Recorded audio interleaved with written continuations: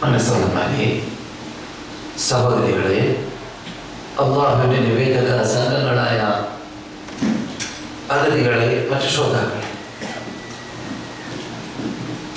സർവശക്തനായ രാജാതിരാജനായ അർശിന്റെ ഉടമയായ റബ്ബുൽ ഇസ്സത്തി ജല്ല ജലാലുഹുവിനെ ഓരോരുത്തരും ഭയപ്പെടുന്നത് പോലെ ഭയപ്പെട്ട് അവന്റെ ഇഷ്ടപ്പെട്ട ദാസന്മാരായ ദാസികളായി ജീവിക്കാൻ ഞാനടക്കമുള്ള നാം ഓരോരുത്തരും പാടുപെട്ടുകൊണ്ടേയിരിക്കുക. അതിന് അല്ലാഹു തൗഫീഖ് നൽകുമാറാകട്ടെ. ഉപദേശങ്ങളിൽ നിന്ന് കേൾക്കുന്നതിനെ ജീവിതത്തിൽ പകർത്താൻ പറ്റുന്ന ഭാഗങ്ങൾ പകർത്തി കഴിവിന്റെ പരമാവധി അതിലൂടെയും റബ്ബിന്റെ പ്രീതി കരഗതമാക്കാൻ ശ്രദ്ധ ചെലുത്തുക. അതിനും റബ്ബ് നമ്മെ സഹായിക്കട്ടെ. പുണ്യഭൂമിയിൽ താമസിക്കുന്നവർ, പ്രത്യേകിച്ച് മക്കയിലാവട്ടെ മദീനയിലാവട്ടെ, ആ ഭൂമിയുടെ പവിത്രതയെ ബഹുമതിയെ പരിഗണിച്ച് താമസിക്കുവാനും ശ്രദ്ധ ചെലുത്തുക.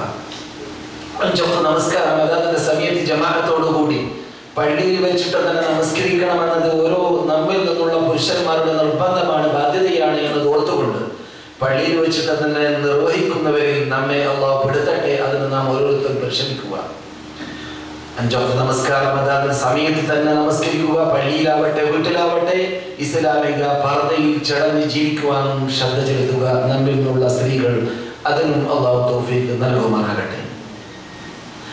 സഹോദര സഹോദരിമാരെ, നമ്മുടെ സ്ഥിരം വിഷയത്തിലേക്ക് കടക്കുന്നതിന് മുമ്പ് അതിഥികളായ അള്ളാഹുവിന്റെ നിവേദക സംഘങ്ങളായ വിശുദ്ധ ഉംറ കർമ്മം നിർവഹിക്കാൻ വേണ്ടി പുണ്യഭൂമിയിലേക്ക് എത്തിയവരായ നമ്മുടെ സദസ്യരെ പരിഗണിച്ചുകൊണ്ട് ചില കാര്യങ്ങൾ ഉണർത്തും. സമയം നമ്മെ സഹായിക്കുകയാണെങ്കിൽ നമുക്ക് നമ്മുടെ സ്ഥിരം വിഷയത്തിലേക്ക് നീങ്ങുകയും ചെയ്യാം. സഹോദരന്മാരെ, സഹോദരികളെ, സന്ദർശകർ ഓരോരുത്തരും മുമ്പ് പഠിച്ചവരാണെങ്കിലും പഠിക്കാത്തവരാണെങ്കിലും, പഠിച്ചവർ പഠിപ്പിനെ പുതുക്കുവാനും പഠിക്കാത്തവർ പുതുതായി പഠിക്കുവാനുമുള്ളതായ ഒരു സുവർണ അവസരമാണ് പുണ്യഭൂമിയിലൂടെ ഇസ്ലാമിന്റെ ചിഹ്നങ്ങളിലൂടെ അല്ലാഹു സുബ്ഹാനഹു വ തആല ആദരിച്ചതായ അന്തരീക്ഷങ്ങളിലൂടെ അവർക്ക് ലഭിക്കുന്നത്. അത് യഥാർത്ഥത്തിൽ ലോകത്തിൽ ജീവിക്കുന്ന മുസ്ലിങ്ങളിൽ നിന്നിട്ട് ബഹുഭൂരിപക്ഷത്തിന് ലഭിക്കാത്തതായ ഒരു ചാൻസാണ്.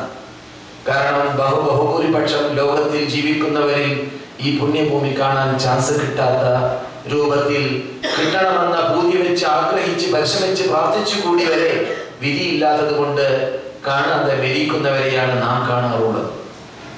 അതുകൊണ്ട് തന്നെ ചാൻസ് കിട്ടുന്നവരുടെ ബാധ്യത വളരെ കൂടുതലാണ് മറ്റുള്ളവരെക്കാൾ. ആ ബാധ്യത റബ്ബിന്റെ മുമ്പിൽ പ്രകടിപ്പിക്കേണ്ടത് ഭാവി ജീവിതത്തിലുള്ള പ്രവർത്തനത്തിലൂടെയാണ്. ആ പ്രവർത്തനത്തിലൂടെ അത് പ്രകടിപ്പിക്കണമെന്നത് റബ്ബ് പഠിപ്പിച്ച ശൈലി കൂടിയാണ്. ഉംറയ്ക്ക് വേണ്ടിയും ഹജ്ജിന് വേണ്ടിയും ഈ പുണ്യഭൂമിയിലേക്ക് വരുന്നവരോട് റബ്ബ് സംസാരിച്ച ശൈലിയിൽ സൂറത്തുൽ ബഖറയിൽ യഥാർത്ഥത്തിൽ അത്തരം കാര്യങ്ങൾ ഗ്രഹിക്കേണ്ടതുപോലെ, പഠിക്കേണ്ടതുപോലെ, മനസ്സിലാക്കേണ്ടതുപോലെ മനസ്സിലാക്കുന്നവരും ഗ്രഹിക്കുന്നവരും സന്ദർശകരുടെ കൂട്ടത്തിൽ വളരെ വളരെ തുച്ഛമാണ് നാം കാണാറുള്ളത്. കെട്ടിടങ്ങളോ പള്ളികളോ മുനാരങ്ങളോ കുബ്ബകളോ മീസാൻ കല്ലുകളോ ഖബർസ്ഥാനങ്ങളോ മറ്റു കാണേണ്ടതായ സ്ഥലങ്ങൾ കാണലോ മാത്രമല്ല, ഈ യാത്ര കൊണ്ട് വിവക്ഷം സ്ത്രീകൾക്ക് മീതയാണ്.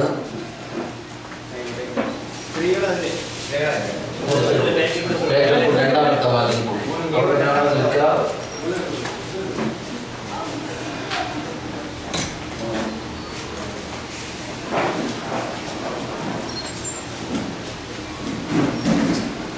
അതെ, നാം എന്ത് പറഞ്ഞു? സന്ദർശകരെ സംബന്ധിച്ചിടത്തോളം അവർ യഥാർത്ഥത്തിൽ മഹാ അന്തരീക്ഷത്തിൽ അല്ലാഹു സുബ്ഹാനഹു വ തആല അവരെ ക്ഷണിച്ച് വിളിച്ച് കൊണ്ടുവന്നതാണ്. ആ അന്തരീക്ഷം അവരോട് ഒന്നുന്നതായ കഥകൾ വളരെ വിശാലമാണ്.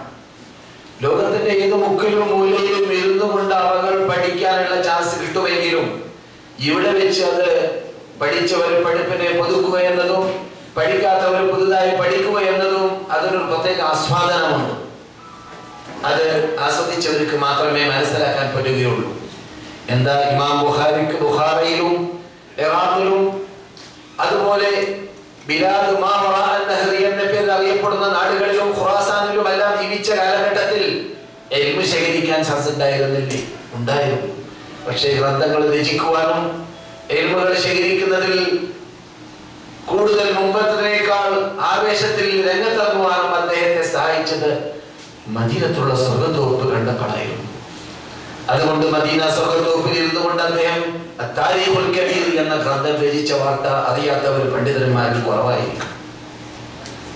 നിങ്ങളൊക്കെ ഒരു പക്ഷെ സന്ദർശിക്കുമ്പോൾ 2 റക്അത്ത് നമസ്കാരം മാത്രം തിരക്കിലും ദിക്റിലും പെട്ട് നമസ്കരിക്കുന്നതായ അതേ സ്വർഗ്ഗത്തോപ്പിൽ ആ 9,000-ഓളം 10,000-ഓളം എന്റെ ഓർമ്മ ശരിയാണെങ്കിൽ നമ്മുടെ നേതാക്കളുടെ ഹിസ്റ്ററികൾ ഉൾക്കൊള്ളുന്നതായ താരീഖുൽ കബീരിൽ ഓരോ വ്യക്തിയുടെ ഹിസ്റ്ററി അതിൽ അദ്ദേഹം ചേർക്കുമ്പോൾ 2 റക്അത്ത് സ്വർഗ്ഗത്തോപ്പിൽ നമസ്കരിച്ചു എന്നാണ് അദ്ദേഹത്തിന്റെ കഥ പറയുന്നത്.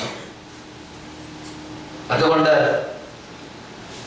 ഞാൻ നിങ്ങളെ ക്ഷണിക്കുന്നത്, അഥവാ സന്ദർശകരുടെ ശ്രദ്ധയെ പ്രത്യേകിച്ച് ഈ നാട്ടിലൂടെ അല്പ നിമിഷത്തിലൂടെ, അല്പ മണിക്കൂറുകളിലൂടെ, അല്പ ദിവസങ്ങളിലൂടെ നിങ്ങൾ എത്തേണ്ടതായ ആ മെയിൻ തത്വങ്ങളിലേക്കും പോയിന്റുകളിലേക്കും മാത്രമാണ്. പലരും അത് ശ്രദ്ധിക്കാറില്ല. നിങ്ങളെപ്പോലത്തവർ ശ്രദ്ധിക്കും. കാരണം മുമ്പ് ഉംറയും ഹജ്ജും ചെയ്ത് പരിചയമുള്ള അമീറന്മാരൊക്കെ നിങ്ങളുടെ തലപ്പത്തുള്ളത് കാരണത്താൽ, അല്ലെങ്കിൽ നിങ്ങളുടെ അമീറന്മാരായത് കാരണത്താൽ. സഹോദരന്മാരെ, സഹോദരികളെ, അല്ലാഹുവിന്റെ ശൈലി വീക്ഷിക്കുക, ശ്രദ്ധിക്കുക. റബ്ബ് പറയുന്നു, നിങ്ങൾക്ക് വേണ്ടി, അഥവാ ഉംറക്കാർ, ഹജ്ജുകാർ, ഹജ്ജിന് വേണ്ടി ഉംറയ്ക്ക് വേണ്ടി വരുന്നവരോട് റബ്ബ് സംസാരിക്കുന്ന ശൈലിയാണ്.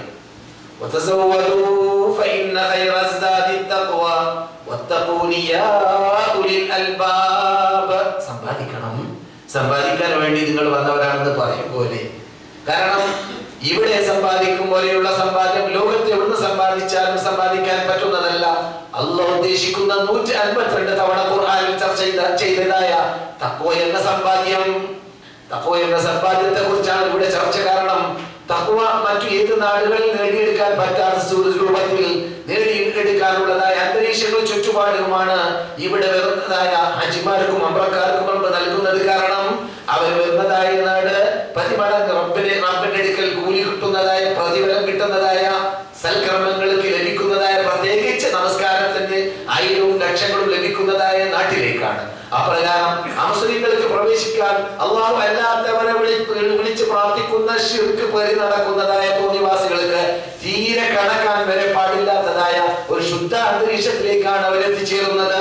അല്ലാഹു സുബ്ഹാനഹു വ തആല ഭൂമിയിലുള്ള മനുഷ്യരാശിയെ ആസകലം സന്മാർഗത്തിലേക്ക് നയിക്കാൻ വേണ്ടി ഭൂമിയിൽ ആദ്യമായിട്ട് സ്ഥാപിച്ചതായ വീടുള്ളതായ ആ നാട്ടിലേക്കാണ് ഉമ്മുൽ ഖുറ എന്ന് റബ്ബ് തന്നെ പേര് വെച്ച ലോക പട്ടണങ്ങളുടെ മാതാവിലേക്കാണ് നിങ്ങൾ എത്തുന്നത്. സാധാരണ ഭൂമിയല്ല. എന്ന് കേരളത്തിൽ നിന്നുകൊണ്ട് പറഞ്ഞപ്പോൾ ഉണ്ടായിരുന്നില്ല ആ ആവേശം. ഏതാവേശം? നേർക്ക് നേരെ കഅബത്തിനെ കണ്ടുകൊണ്ട് ഈ കഅബത്തിന്റെ ഉടമയെ മാത്രം അവര് വിളിച്ചു പ്രാർത്ഥിക്കട്ടെ, ആരാധിക്കട്ടെ എന്ന പദം പറഞ്ഞുകൊണ്ട് നമസ്കരിച്ചപ്പോൾ ഉംറക്കാരൻ, ഹജ്ജുകാരൻ ഉണ്ടാകുന്നതായ ആവേശം. ഇങ്ങനെയുള്ള ചുറ്റുപാടിലേക്കും അന്തരീക്ഷത്തിലേക്കും വരാൻ വേണ്ടി തീരുമാനിക്കുമ്പോൾ തന്നെ ആ വിശുദ്ധ കഅബത്തിന്റെ ഉടമയായ റബ്ബുൽ ഇസ്സത്തി ജല്ല ജലാലുമായിട്ട് ആത്മീയ ബന്ധമുണ്ടാവാൻ വേണ്ടി ചിഹ്നമാകുന്ന കലിമത്ത് തൗഹീദാകുന്ന നാം ഏത് മുസ്ലിം ഏത് മുക്കിലോ മൂലയിലോ താമസിക്കുന്ന വേളയിൽ അതേ കഅബയെ മുന്നിട്ടുകൊണ്ട് പറഞ്ഞതായ ഉജ്ജഹത്ത് പോലത്തതായ പദങ്ങളുടെ തത്വങ്ങൾ ഉൾക്കൊള്ളുന്ന ഇയ്യാക നഅ്ബുദു വഇയ്യാക നഅ്ബുദു പോലത്തതായ പദങ്ങളുടെ തത്വത്തിന്റെ അകത്ത് ഉൾക്കൊള്ളുന്നതായ അതേ തത്വമാണ് വേറൊരു ശൈലിയിൽ നിങ്ങളെ ആദരിച്ചുകൊണ്ട്, നിങ്ങളെ ബഹുമാനിച്ചുകൊണ്ട്, നിങ്ങൾക്ക് വേണ്ടി മാത്രം റബ്ബുൽ ഇസ്സത്തി ജല്ല ജലാലുഹു സെലക്ട് ചെയ്തതായ പദം ലബ്ബൈക് അല്ലാഹുമ്മ ലബ്ബൈക്. ആരും അത് പറയാറില്ല, നിങ്ങളല്ലാതെ, ഉംറക്കാരല്ലാതെ, ഹാജിമാരല്ലാതെ.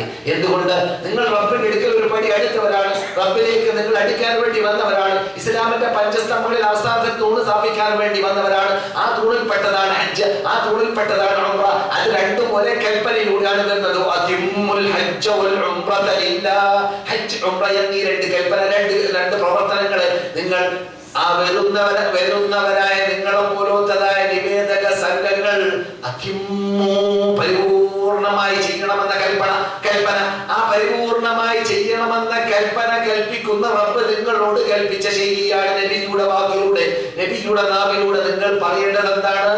വരാൻ തീരുമാനിക്കുമ്പോഴും തന്നെ ലാ ശരീക ലക ലബ്ബൈക്, ഒരാളെയും ഞാൻ പങ്കുചേർക്കൂല, ഒരു വ്യക്തിയോ ശക്തിയോ പങ്കുചേർക്കൂല. നിനക്ക് മാത്രമേ എൻ്റെ ആരാധനകൾ, എൻ്റെ പ്രാർത്ഥനകൾ, എൻ്റെ കേണപേക്ഷകൾ, എൻ്റെ ഭയങ്ങൾ, എൻ്റെ സ്നേഹങ്ങൾ എല്ലാം എല്ലാം എന്ന് പറഞ്ഞുകൊണ്ട് പണ്ട് തന്നെ പറഞ്ഞിരുന്നു ഇയ്യാക നഅ്ബുദു വഇയ്യാക നസ്തഈനുള്ള തത്വമാണ്. പക്ഷേ ആള് മാറി, അതുകൊണ്ട് രൂപം മാറി, അതുകൊണ്ട് ശൈലി മാറി, അതുകൊണ്ട് ഡ്രസ് മാറി, അതുകൊണ്ട് നിയത്ത് മാറി, അതുകൊണ്ട് പദം മാറി. എന്തുകൊണ്ട്? നാട് മാറിയത് കൊണ്ട് തന്നെ. ആ നാടല്ല ഈ നാട്. ആ നാട്ടിൽ മുസ്ലിങ്ങൾക്ക് പ്രവേശിക്കാം. ആ നാട്ടിൽ സംസമില്ല അള്ളാന്റെ ചിഹ്നമാകുന്ന, ആ നാട്ടിൽ ഹജറുൽ അസ്വദില്ല അള്ളാന്റെ ചിഹ്നമാകുന്ന, ആ നാട്ടിൽ മഖാം ഇബ്രാഹിമില്ല അള്ളാന്റെ ചിഹ്നമാകുന്ന, ആ നാട്ടിൽ സഫയില്ല, മർവയില്ല, മുസ്ദലിഫയില്ല, മിനയില്ല, അറഫയില്ല. ആ നാട്ടിൽ റബ്ബിന് വേണ്ടി മാത്രം ഇബ്രാഹിം സമർപ്പിച്ചതായ മണ്ണില്ല. അങ്ങനെയുള്ള ആ മഹാനാട്ടിലേക്ക്, അന്തരീക്ഷത്തിലേക്ക് റബ്ബുൽ ഇസ്സത്ത് ക്ഷണിച്ചു വിളിച്ചു കൊണ്ടുവരുമ്പോൾ നിങ്ങളുടെ പേര് തന്നെ മുഹ്രിം, പവിത്രതയുള്ള മനുഷ്യൻ. നിങ്ങൾ ധരിച്ചു കഴിഞ്ഞാൽ നിങ്ങളുടെ ധരിക്കുന്ന ഡ്രസ്സിന്റെ പേര് ഇഹ്റാം, പവിത്രതയുള്ള ഡ്രസ്സ്. അപ്രകാരം നിങ്ങൾ എത്തുന്നതായ നാട്ടിന്റെ പേര് ഇഹ്റാം, പവിത്രതയുള്ള നാട്. ഇങ്ങനെയുള്ള ആ പൻസാര കുന്നിന്റെ മുകളിൽ തേർമഴ വർഷിച്ചതുപോലെ അന്തരീക്ഷങ്ങൾ ശരിയാക്കി, അന്തരീക്ഷങ്ങൾ ഒത്തുചേർത്ത്, അന്തരീക്ഷങ്ങൾ നിങ്ങൾക്ക് അനുകൂല്യമാക്കി മാറ്റി നിങ്ങളോട് പറയുന്നു, അല്ലയോ ഉംറക്കാരെ, അല്ലയോ ഹാജിമാരെ, നിങ്ങളിവിടെ വരേണ്ടത് എന്തിനാണ്? നിങ്ങളുടെ ഈ വരവേൽപ്പിലൂടെ നിങ്ങളുടെ മനാഫികൾ നിങ്ങൾ എഴുതിയെടുക്കണം, സമ്പാദിക്കണം. ആ സ്വർണത്തിന്റെ കസവും മാല ധരിച്ച് പട്ട് വസ്ത്രം ധരിച്ച് തലപൊക്കി നിൽക്കുന്ന കാബയെ കാണുമ്പോൾ ആ കാബ നിങ്ങളോടും അതിനു മുമ്പ് യൂനുസിനോടും അതിനു മുമ്പ് മൂസയോടും അപ്രകാരം തന്നെ നബിമാരോടും എല്ലാം ഓതിയതായ കഥകൾ. ഇബ്രാഹിം അലൈഹിസ്സലാമിന്റെ ശേഷമാണ് കാബ ഉണ്ടായതെങ്കിൽ അവരുടെ ശേഷമുള്ളവരാണ് കാബയെ കണ്ടത്. അതിനു മുമ്പ് കാബയുണ്ട് എന്ന നിഗമനം അനുസരിച്ചിട്ട് അത് ഖുർആനിലൂടെയല്ല ചരിത്രത്തിലൂടെയാണ്. ആദം തന്നെ പണ്ട് തറവാകിയതായിരുന്നു കാബം എന്ന കഥ. ആ കഥയിലൂടെ റസൂലുള്ളാഹി സ്വല്ലല്ലാഹു അലൈഹി വസല്ലം പറയുന്നുണ്ട്. തൽബിയത്ത് ചൊല്ലിക്കൊണ്ട് വരുന്ന വാർത്ത മുസ്ലിം റിപ്പോർട്ട് ചെയ്യുന്ന ഹദീസിലൂടെ യൂനുസും മത്തയും അതുപോലെ തന്നെ മൂസ നബി അലൈഹിസ്സലാമും എല്ലാം പണ്ട് വന്ന ശൈലിയെ കുറിച്ച് നമ്മെ സ്മരിപ്പിക്കുന്നുണ്ട്, ഓർമ്മിപ്പിക്കുന്നുണ്ട്. ആ കാലഘട്ടത്തിൽ കാബയുണ്ടോ ഇല്ലേ? അത് ഇബ്രാഹിമിന്റെ ശേഷമാണെങ്കിൽ കാബയുണ്ട്, ഇബ്രാഹിമിന് മുമ്പാണെങ്കിൽ കാബയുണ്ടോ എന്നതിൽ ചർച്ചയുമുണ്ട്. അത് നമ്മുടെ ചർച്ചയല്ല ഇപ്പോൾ. നമ്മുടെ ചർച്ച നിങ്ങളെ അല്ലാഹ് കൊണ്ടുവന്ന അന്തരീക്ഷമാണ്. നിങ്ങളെ അല്ലാഹ് കൊണ്ടുവന്ന അന്തരീക്ഷമാണ്. ഇബ്രാഹിമിന്റെ ശേഷം ജീവിച്ചതായ മഹാനായ മൂസ നബി അലൈഹിസ്സലാം അവരുടെ കാലഘട്ടത്തിൽ കഅബയുണ്ട് എന്നതിൽ അഭിപ്രായ വ്യത്യാസമില്ല. ആ മഹാനേതാക്കൾ കണ്ടതായ അതേ കഅബന്മാണ് നിങ്ങളും കണ്ടത്, അതേ കഅബത്തിന്റെ പരിസരമാണ് നിങ്ങളും കണ്ടത്. നിങ്ങളോട് അവരോട് പറഞ്ഞത് തന്നെയാണ് അല്ലാഹു പറയാറുള്ളത്. എന്ത്? ആകാശഭൂമിയുടെ മലക്കൂത്തുകൾ ഈ ഇബ്രാഹിമിനെ കാണിക്കാൻ വേണ്ടി അല്ലെങ്കിൽ അല്ലാഹുവിന്റെ ദൃഷ്ടാന്തങ്ങളെ മൂസയ്ക്ക് കാണിച്ചു കൊടുക്കാൻ വേണ്ടി, നമ്മുടെ ദൃഷ്ടാന്തങ്ങളെ മുഹമ്മദിനെ കാണിച്ചു കൊടുക്കാൻ വേണ്ടി ആ ദൃഷ്ടാന്തങ്ങൾ കാണിച്ചു കൊടുത്തിട്ട് ഈ ഈമാൻ പക്വതയുള്ള പാകതയുള്ള ഈമാനിന്റെ കട്ടികൂട്ടാൻ വേണ്ടി ഇന്ന് നബിമാരെ കുറിച്ച് അല്ലാഹ് പറഞ്ഞതായ അതേ നാട്ടിലേക്ക്, അതേ അന്തരീക്ഷത്തിലേക്ക് നിങ്ങൾക്കും ആ കാഴ്ചയിലൂടെ, ആ അന്തരീക്ഷത്തിലൂടെ, ആ തവാഫിലൂടെ, ആ സഅയിലൂടെ, ആ ചുറ്റുപാടിലൂടെ ഈമാന് വളർച്ച ഉണ്ടാവണം. ഓരോരുത്തരോട് ആത്മപരിശോധന നടത്തുക. കബറിന്റെ ശേഷം, കബറിറങ്ങിയ ശേഷം മുമ്പുള്ള ഈമാനിൽ പല പല ചര്യണ്ടായോ? അന്യ സ്ത്രീകളെ പുരുഷന്മാരെ സംബന്ധിച്ചിടത്തോളം, അന്യ പുരുഷന്മാരെ സ്ത്രീകളെ സംബന്ധിച്ചിടത്തോളം വികാരനോട്ടം നോക്കാനുള്ളതായ പൈശാചിക ശല്യം, പൈശാചിക പ്രസ് വരുമ്പോൾ അവിടെ മുമ്പത്തേക്കാളും ഷോക്കടിക്കുന്നുണ്ടോ? ഒരു പരിശോധന, ഒരു ആത്മപരിശോധന. വെറുതെ അല്ലല്ലോ അല്ലാഹ് നിങ്ങളെ കാശ് തന്ന്, സാമ്പത്തിക ശേഷി തന്ന്, ആരോഗ്യം തന്ന്, വിസ തന്ന് ഈ വിശുദ്ധ ഭൂമിയിലേക്ക് കൊണ്ടുവന്നത് വെറുതെ അല്ല, സമ്പാദിക്കണമെന്ന് വീണ്ടും തുടർന്ന് പറയുന്നു.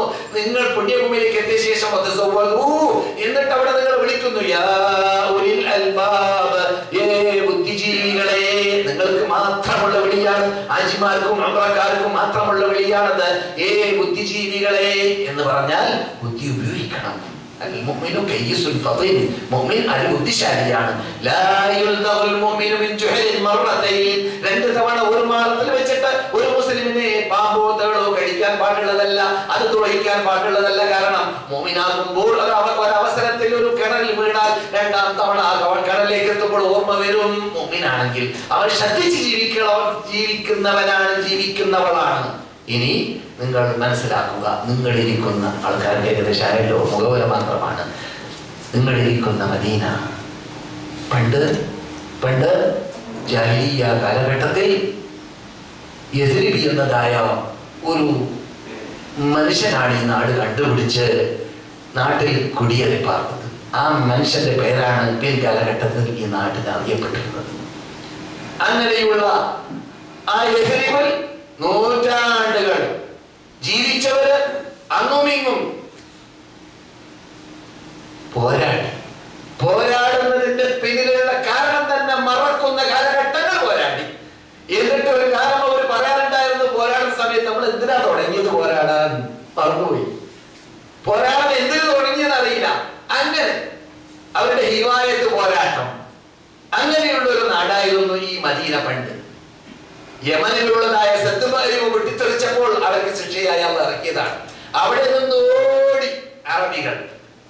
പണ്ട് നിങ്ങൾക്കറിയാം, ഭരണകൂടം ലോകം കണ്ട ഭരണകൂടത്തിൽ അത്ഭുതകര ഭരണകൂടമാകുന്നു. അള്ളാഹു തന്നെ പറയുന്നുണ്ട് അവർക്ക് നൽകിയ നന്മയെ കുറിച്ച്. ആ യമൻ ആ നാട് മുതൽ, ആ സാമ്രാജ്യം മുതൽ ഫലസ്തീൻ വരേക്കും മുഴുവനും പട്ടണം. എവിടെ പോയാൽ അവർക്ക് വിശ്രമിക്കാനുള്ള സ്ഥലം, എവിടെ പോയാൽ അവർക്ക് ആസ്വദിക്കാനുള്ള സ്ഥലം. ഇപ്പോൾ അത്ര സൗകര്യമില്ല. ഇപ്പോൾ ധാരാളം മരുഭൂമികളുണ്ട് കിടക്ക്. അതിനേക്കാൾ വലിയ റബ്ബ് പരിചയപ്പെടുത്തുന്നത് ഖുർആനിലൂടെ പണ്ടത്തെ കാലഘട്ടം. അപ്പോൾ എത്ര വലിയ പട്ടണമാണ്. എന്നിട്ട് റബ്ബുൽ ഇസ്സത്തി ജല്ല ജലാലുഹു അവരോട് പറഞ്ഞു, എന്താ ബൽദത്തുൻ തയ്യിബ, നല്ലൊരു നാട്, ഉറപ്പുന്ന ഗഫൂർ, പാപമോചനം നൽകുന്ന നേതാവ്. പിന്നെ ഇത് വേണം നിങ്ങൾക്ക്. എന്നിട്ടോ അവർ അള്ളാഹുവിന്റെ കൽപ്പന ധിക്കരിച്ചു. അള്ളാഹുവിന്റെ കൽപ്പന ധിക്കരിച്ചു. അള്ളാഹു സുബ്ഹാനഹു വ തആല അവരെ ശേഷം വരുന്ന ഖിയാമത്ത് നാൾ വരുന്ന എല്ലാ ജനങ്ങൾക്കും പാഠമാക്കി മാറ്റുന്ന രൂപത്തിൽ അവരെ ശിക്ഷിച്ചു. ആ ശിക്ഷയുടെ ഒരു ഭാഗമായിട്ടാണ് ഈ മദീന പണ്ട് കണ്ടത്. അവിടുന്ന് ഓടി വന്ന വിഭാഗത്തെ. നിങ്ങൾ ഇരിക്കുന്ന മദീനയെ കുറിച്ചാണ് നിങ്ങൾ കേൾക്കുന്നത്. ആ ശിക്ഷയ്ക്ക് വിധേയരായ അല്ലാഹു സുബ്ഹാനഹു വ തആല അവരെ എന്ത് കാട്ടി? നാം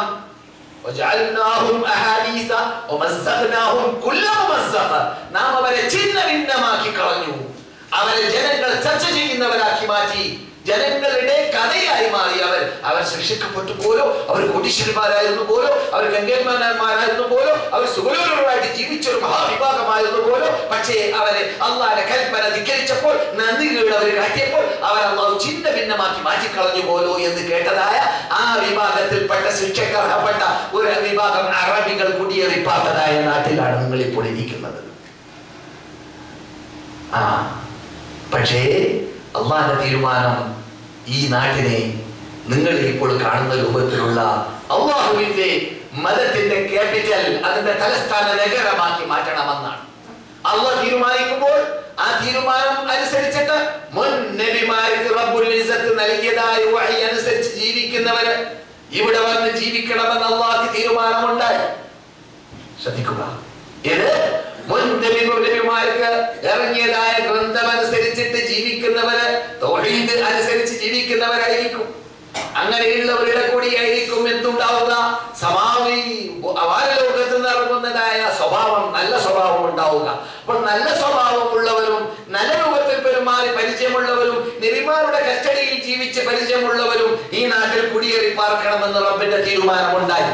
അങ്ങനെയാണ് പിൻകാലഘട്ടത്തിൽ ജൂതന്മാര് ഈ നാട്ടിലേക്ക് വന്ന് കുടിയേറി പാർക്കുന്നത്. അന്ത്യദൂതനെ കുറിച്ച് പരിചയമുള്ള ജൂതന്മാര്, അദ്ദേഹത്തിന്റെ പേരിനെ വരെ ഖുർആൻ പറയുന്നുണ്ട്, നിങ്ങൾക്ക് ഞാൻ തൗറാത്തിലും ഇഞ്ചീലിലും ഇറക്കിയിട്ടുണ്ട് മുഹമ്മദ് ആരാണെന്ന്. അങ്ങനെ പരിചയപ്പെട്ടതായ മനപ്പാടമുള്ളവരായ നാട്ടുകാർ വന്ന് താമസിച്ചു. ഈ താമസിക്കുന്ന കാലഘട്ടങ്ങളിൽ മക്കയിൽ ജീവിക്കുന്നവർക്ക് ആ പ്രത്യേകതയില്ലായിരുന്നു. മക്കയിൽ ജീവിക്കുന്നവർക്ക് ആ പ്രത്യേകതയില്ല. അഹ്ലി കിതാബുകളെ കണ്ടു പരിചയമില്ല. കിതാബുമായി ബന്ധപ്പെട്ടവരെ, സമാവിയ ഗ്രന്ഥവുമായിട്ട് ബന്ധപ്പെട്ടവരെ ഡയറക്റ്റ് കണ്ടു പരിചയമില്ല. മദീനക്കാർക്ക് പരിചയമുള്ളതുപോലെ. അതുകൊണ്ട് തന്നെ അവരുടെ കൂടെ ഇവിടെ ഉള്ളതിനേക്കാളും വലിയ അസൂയായിരുന്നു. അവർ മുഹമ്മദിനെ കൊണ്ട് വിശ്വസിച്ചില്ല. അവർ പരസ്പരം ഒന്നുമിങ്ങും പറഞ്ഞ വാർത്ത ഇവന് സീറയുടെ മുഖ്തസറിലാമറ്റം വായിച്ചതായിട്ട് ഓർക്കുന്നുണ്ട്.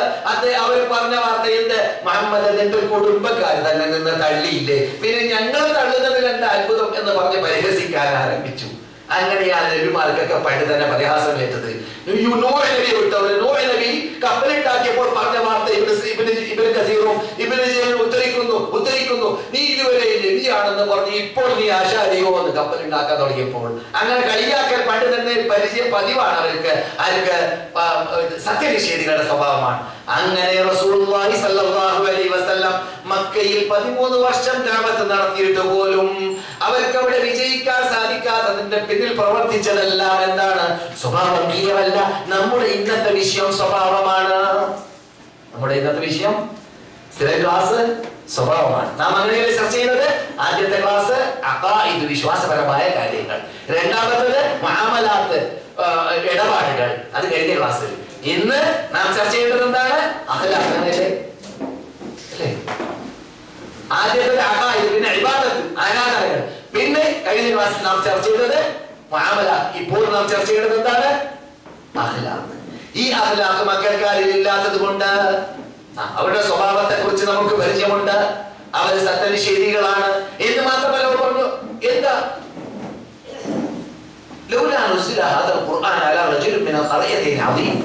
മക്കയിലും തായിഫിലുമുള്ള വലിയ വലിയ നേതാക്കൾ അവിടെ ഇല്ലേ? പേരെടുത്തതായ നേതാക്കൾ അവിടെയുണ്ട്. അങ്ങനെയുള്ള നേതാക്കൾക്ക് എന്താ ഇറക്കിക്കൂടെ? മുഹമ്മദിനെ പോലത്തെ യതീമായ ഒരു കുട്ടിക്ക് ഇറങ്ങേണ്ട ആവശ്യം എന്താണ്? അവരുടെ ചോദ്യം അഖ്ലാഖിന്റെ കുറവാണ്, നല്ല സ്വഭാവത്തിന്റെ കുറവാണ്. നല്ല സ്വഭാവത്തിന്റെ കുറവ് എവിടെ വരെ ബാധിച്ചു? കെങ്കേമന്മാരായ അബൂലഹബിനെ ബാധിച്ചു, അബൂ താലിബിനെ ബാധിച്ചു. അബൂ താലിബ് ശിർക്കിന്റെ പിന്നിൽ മരണം വരെ അണിനിരക്കാനുള്ളതായ ആ പ്രേരണകളിൽപ്പെട്ട ഒന്ന് എന്താണ്? വെടക്ക് കൂട്ടാളികൾ, വെടക്ക് സഹവാസികൾ, വെടക്ക് ചങ്ങാതിമാർ. ഈ വെടക്ക് ചങ്ങാതിമാരെ അവരാക്ഷേപിച്ചു കളയുമോ?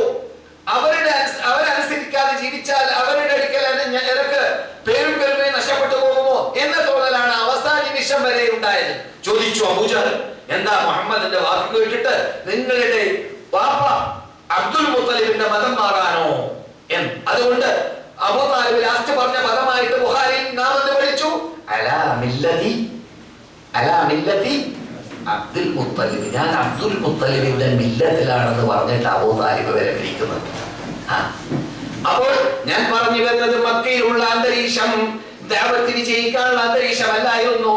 അതുകൊണ്ട് തന്നെ അന്തരീക്ഷത്തിൽ ആ ദഅവത്ത് വിജയിക്കാനുള്ളതായ തടസ്സങ്ങൾ ഏറ്റവും ഊർജ്ജിതമായി പ്രവർത്തിച്ചത് അസൂയയിലൂടെയാണ്.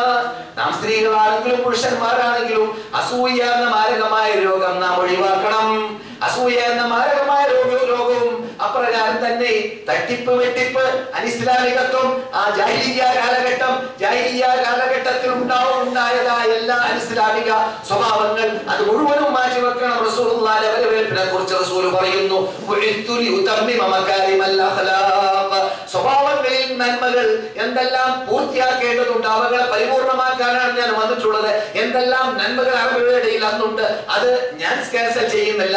ആ നന്മകളെ നിലനിർത്തിയും കൊണ്ട് തന്നെ അതിൽ പരിപൂർണമാക്കാൻ വേണ്ടി, അതിൽ കുറവ് നികത്താൻ വേണ്ടിയാണ് ഞാൻ വന്നതെന്ന് ജീവിതത്തിൽ കളവ് പറയാത്തവരും നമ്മുടെ പരിസരത്തിൽ അന്തരീക്ഷം കൊള്ളുന്നവരുമായ നബിയുനാ മുഹമ്മദുർ റസൂലുള്ളാഹി.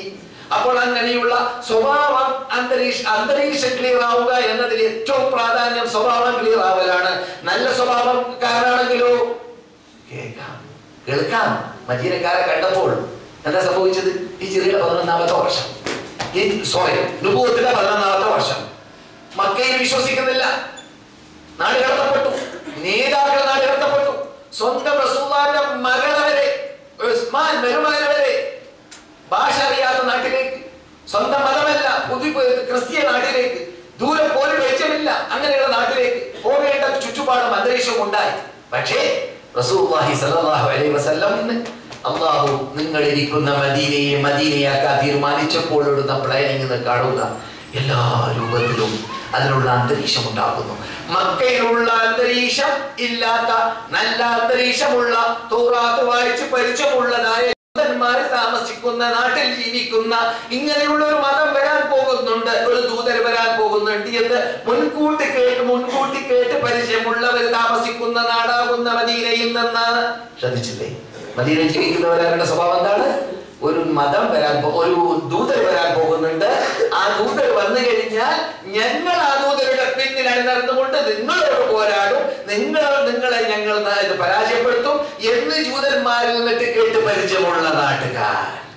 അപ്പോൾ അവർക്ക് മതത്തെ പരിചയമുണ്ട്, ദൂതരെ പരിചയമുണ്ട്, ഏകദൈവ വിശ്വാസം പരിചയമുണ്ട്. അങ്ങനെയുള്ള അന്തരീക്ഷത്തിൽ നിന്നിട്ട് ഈ ശ്രദ്ധിക്കുക, ഈ അന്തരീക്ഷത്തിലേക്ക് നമുക്കും നമ്മുടെ നാട് മദീന പോലെയുള്ള ഇസ്ലാമിക അന്തരീക്ഷമുള്ള ഈമാനിന് സംരക്ഷണം അല്ലാഹ് നൽകിയ, അതുപോലെ തന്നെ ആരോഗ്യ സംരക്ഷണം അല്ലാഹ് നൽകിയ, അതുപോലെ തന്നെ ദജ്ജാൽ കടക്കാത്ത നാടാണെന്ന് പറഞ്ഞുകൊണ്ട് പ്ലേഗ് രോഗം പ്രവേശിക്കാത്ത അല്ലെങ്കിൽ ഉത്ഭവിക്കാത്ത നാടാണെന്ന് പറഞ്ഞുകൊണ്ട് മറ്റുള്ള നാടുകളെക്കാൾ പ്രത്യേകിച്ച് മക്കയേക്കാൾ വരേക്കും ഡബിൾ അനുഗ്രഹങ്ങൾ, ബർക്കത്തുകൾ, റിസ്ഖുകൾ നൽകുമെന്ന് വാഗ്ദാനം ചെയ്യപ്പെട്ട നാടായി മാറിയതായ ഈ നാട് അതിന്റെ ഉത്ഭവം. ഇതൊക്കെ നിങ്ങൾ പണ്ടേ ചെറുപ്പത്തിൽ കേൾക്കുന്ന കാര്യമായിരിക്കാം.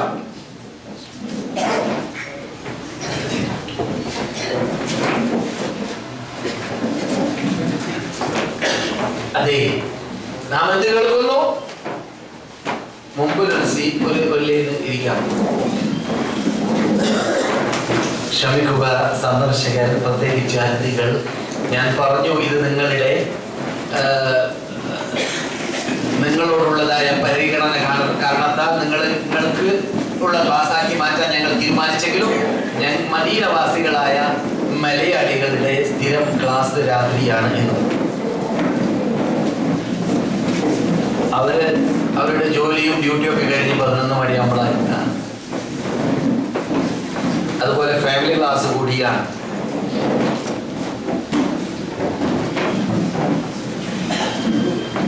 നാം എവിടെയാണ്? ഈ മദീനയാക്കാൻ, ഈ മദീനയെ ഖുർആനിന്റെ പ്രധാനപ്പെട്ട സൂക്തങ്ങൾ ഇറങ്ങുന്ന, നിയമാവലികൾ ഇറങ്ങുന്ന, വിലക്കുകൾ ഇറങ്ങുന്നതായ നാടാക്കി മാറ്റാൻ അതിനെന്ത് വേണം? അതിന് പക്വതയും പാകതയും വേണം. ഒരു പ്രമാദത്തിൽ സാധിക്കൂല. അതാണ് നമ്മൾ പഠിപ്പിക്കുന്നത്. നിങ്ങളുടെ യാത്രയിൽ പഠിക്കേണ്ട ഭാഗം. പ്രബോധകന്മാർ പെട്ടെന്ന് ഒരു പ്രഭാതത്തിൽ ഒരാളോട് ചെല്ലടാ കരിമ എന്ന് പറഞ്ഞാൽ മൂപ്പരെ കിട്ടൂല. അത് മുസ്ലിമിനും കിട്ടൂല. അതുപോലെ തന്നെ അനേഷ് പാരി മുസ്ലിമായി ജീവിച്ച അള്ളാഹു അല്ലാത്തവരെ വിളിച്ച് പ്രാർത്ഥിച്ച് ജീവിക്കുന്ന മനുഷ്യന്മാരെ കിട്ടൂല. മനസ്സിലായില്ലേ? അതുകൊണ്ട്